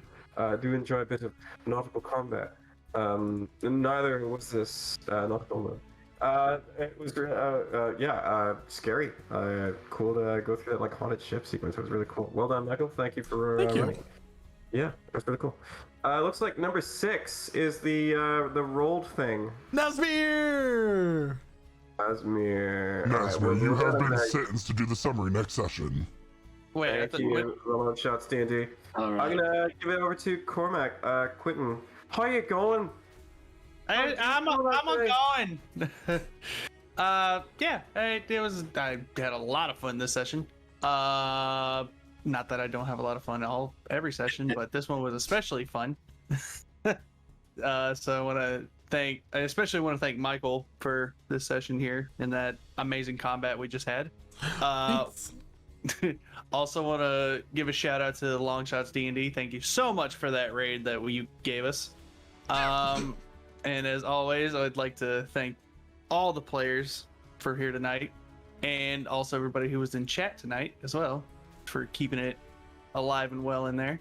So, and with that, I'll pass it over to Kydro, our Elven Monk Ranger. Boom. What a great session we had tonight, guys. That was great. So we started the night getting blackmailed. Then we hopped on a boat straight out of Vernaria, which floated. An airship. You guys got to... Oh my gosh. I really like... oh my gosh, am I already forgetting his name? I just created him like a few goddamn... Fish hands, flash to dash. Yeah. Lavish hand. The most Lord Lavish obnoxious, Hand. Yeah. the most obnoxious person who doesn't actually exist, and yet, great session. I also love this like new recurring thing that Zulkifli is doing, where Michael can just like introduce an NPC. It's just like, oh yeah, here's their appearance, their demeanor, you know, all these super distinctive features. Then Noah's just like, DM. What does he smell like? I gotta know. Eventually, I'm gonna start naming Bath and Body Works scents like honeydew picked by Tibetan monks on the Himalayas. Mm-hmm. No, I was thinking the same exact thing. Great. Michael just hopping on, in noir. Michael hopping on fantasy smell generator. Jacquard Noir. It smells like blueberries and ass. I don't know, man. Yeah, Zulkifli gets Spiller. one person shit from a butt. Oh man, fun session, guys. Great stuff. And that is only the first day of our 3-day escapade on this boat. Can you imagine what will happen next? Oh, it's gonna We be go great. back for a restoration. We're never gonna want to be on a boat ever again. Never done. It is Heresy. a airship, not a boat. It's an airboat. What do call a canoe? All right. Air yeah. canoe. Great session. You know, with all that being said, can't wait for the next one. I'm gonna pass it over to the wonderful, the great, the timeless Nazmir. Ha. I get it. Puns. Because he deals with clocks. Good About one. time. Indeed. Well, thanks everybody. It's been a pleasure as always. For those of you that jumped in here, please feel free to check out some of our earlier stuff. I know that we've all put a lot of work into creating our characters for this one, and our DM has put a lot of work into this homebrew world. It's been a lot of fun so far. We're just getting started. So thanks for joining us. And pass it back to the DM. Thank you so much, Nazmir, and thank you once again to all of our players today. And Nazmir, you are doing the summary. Congratulations to the One Shots D&D for your set of dice. Please send me your address in our Discord channel, and we will get those dice sent out to you right away with a letter from one of our characters or NPCs from the campaign as well. Like I said, everybody, don't forget to join the Discord. If you missed any or all of our session today, all of our episodes can be found on the podcast network or on our YouTube channel. This is campaign 2, session 12, so grand old time. So once again, thanks for everyone for tuning in. I don't want to keep anyone much longer, so I have nothing else to say other than bye. Bye-bye. Bye-bye now. Good night.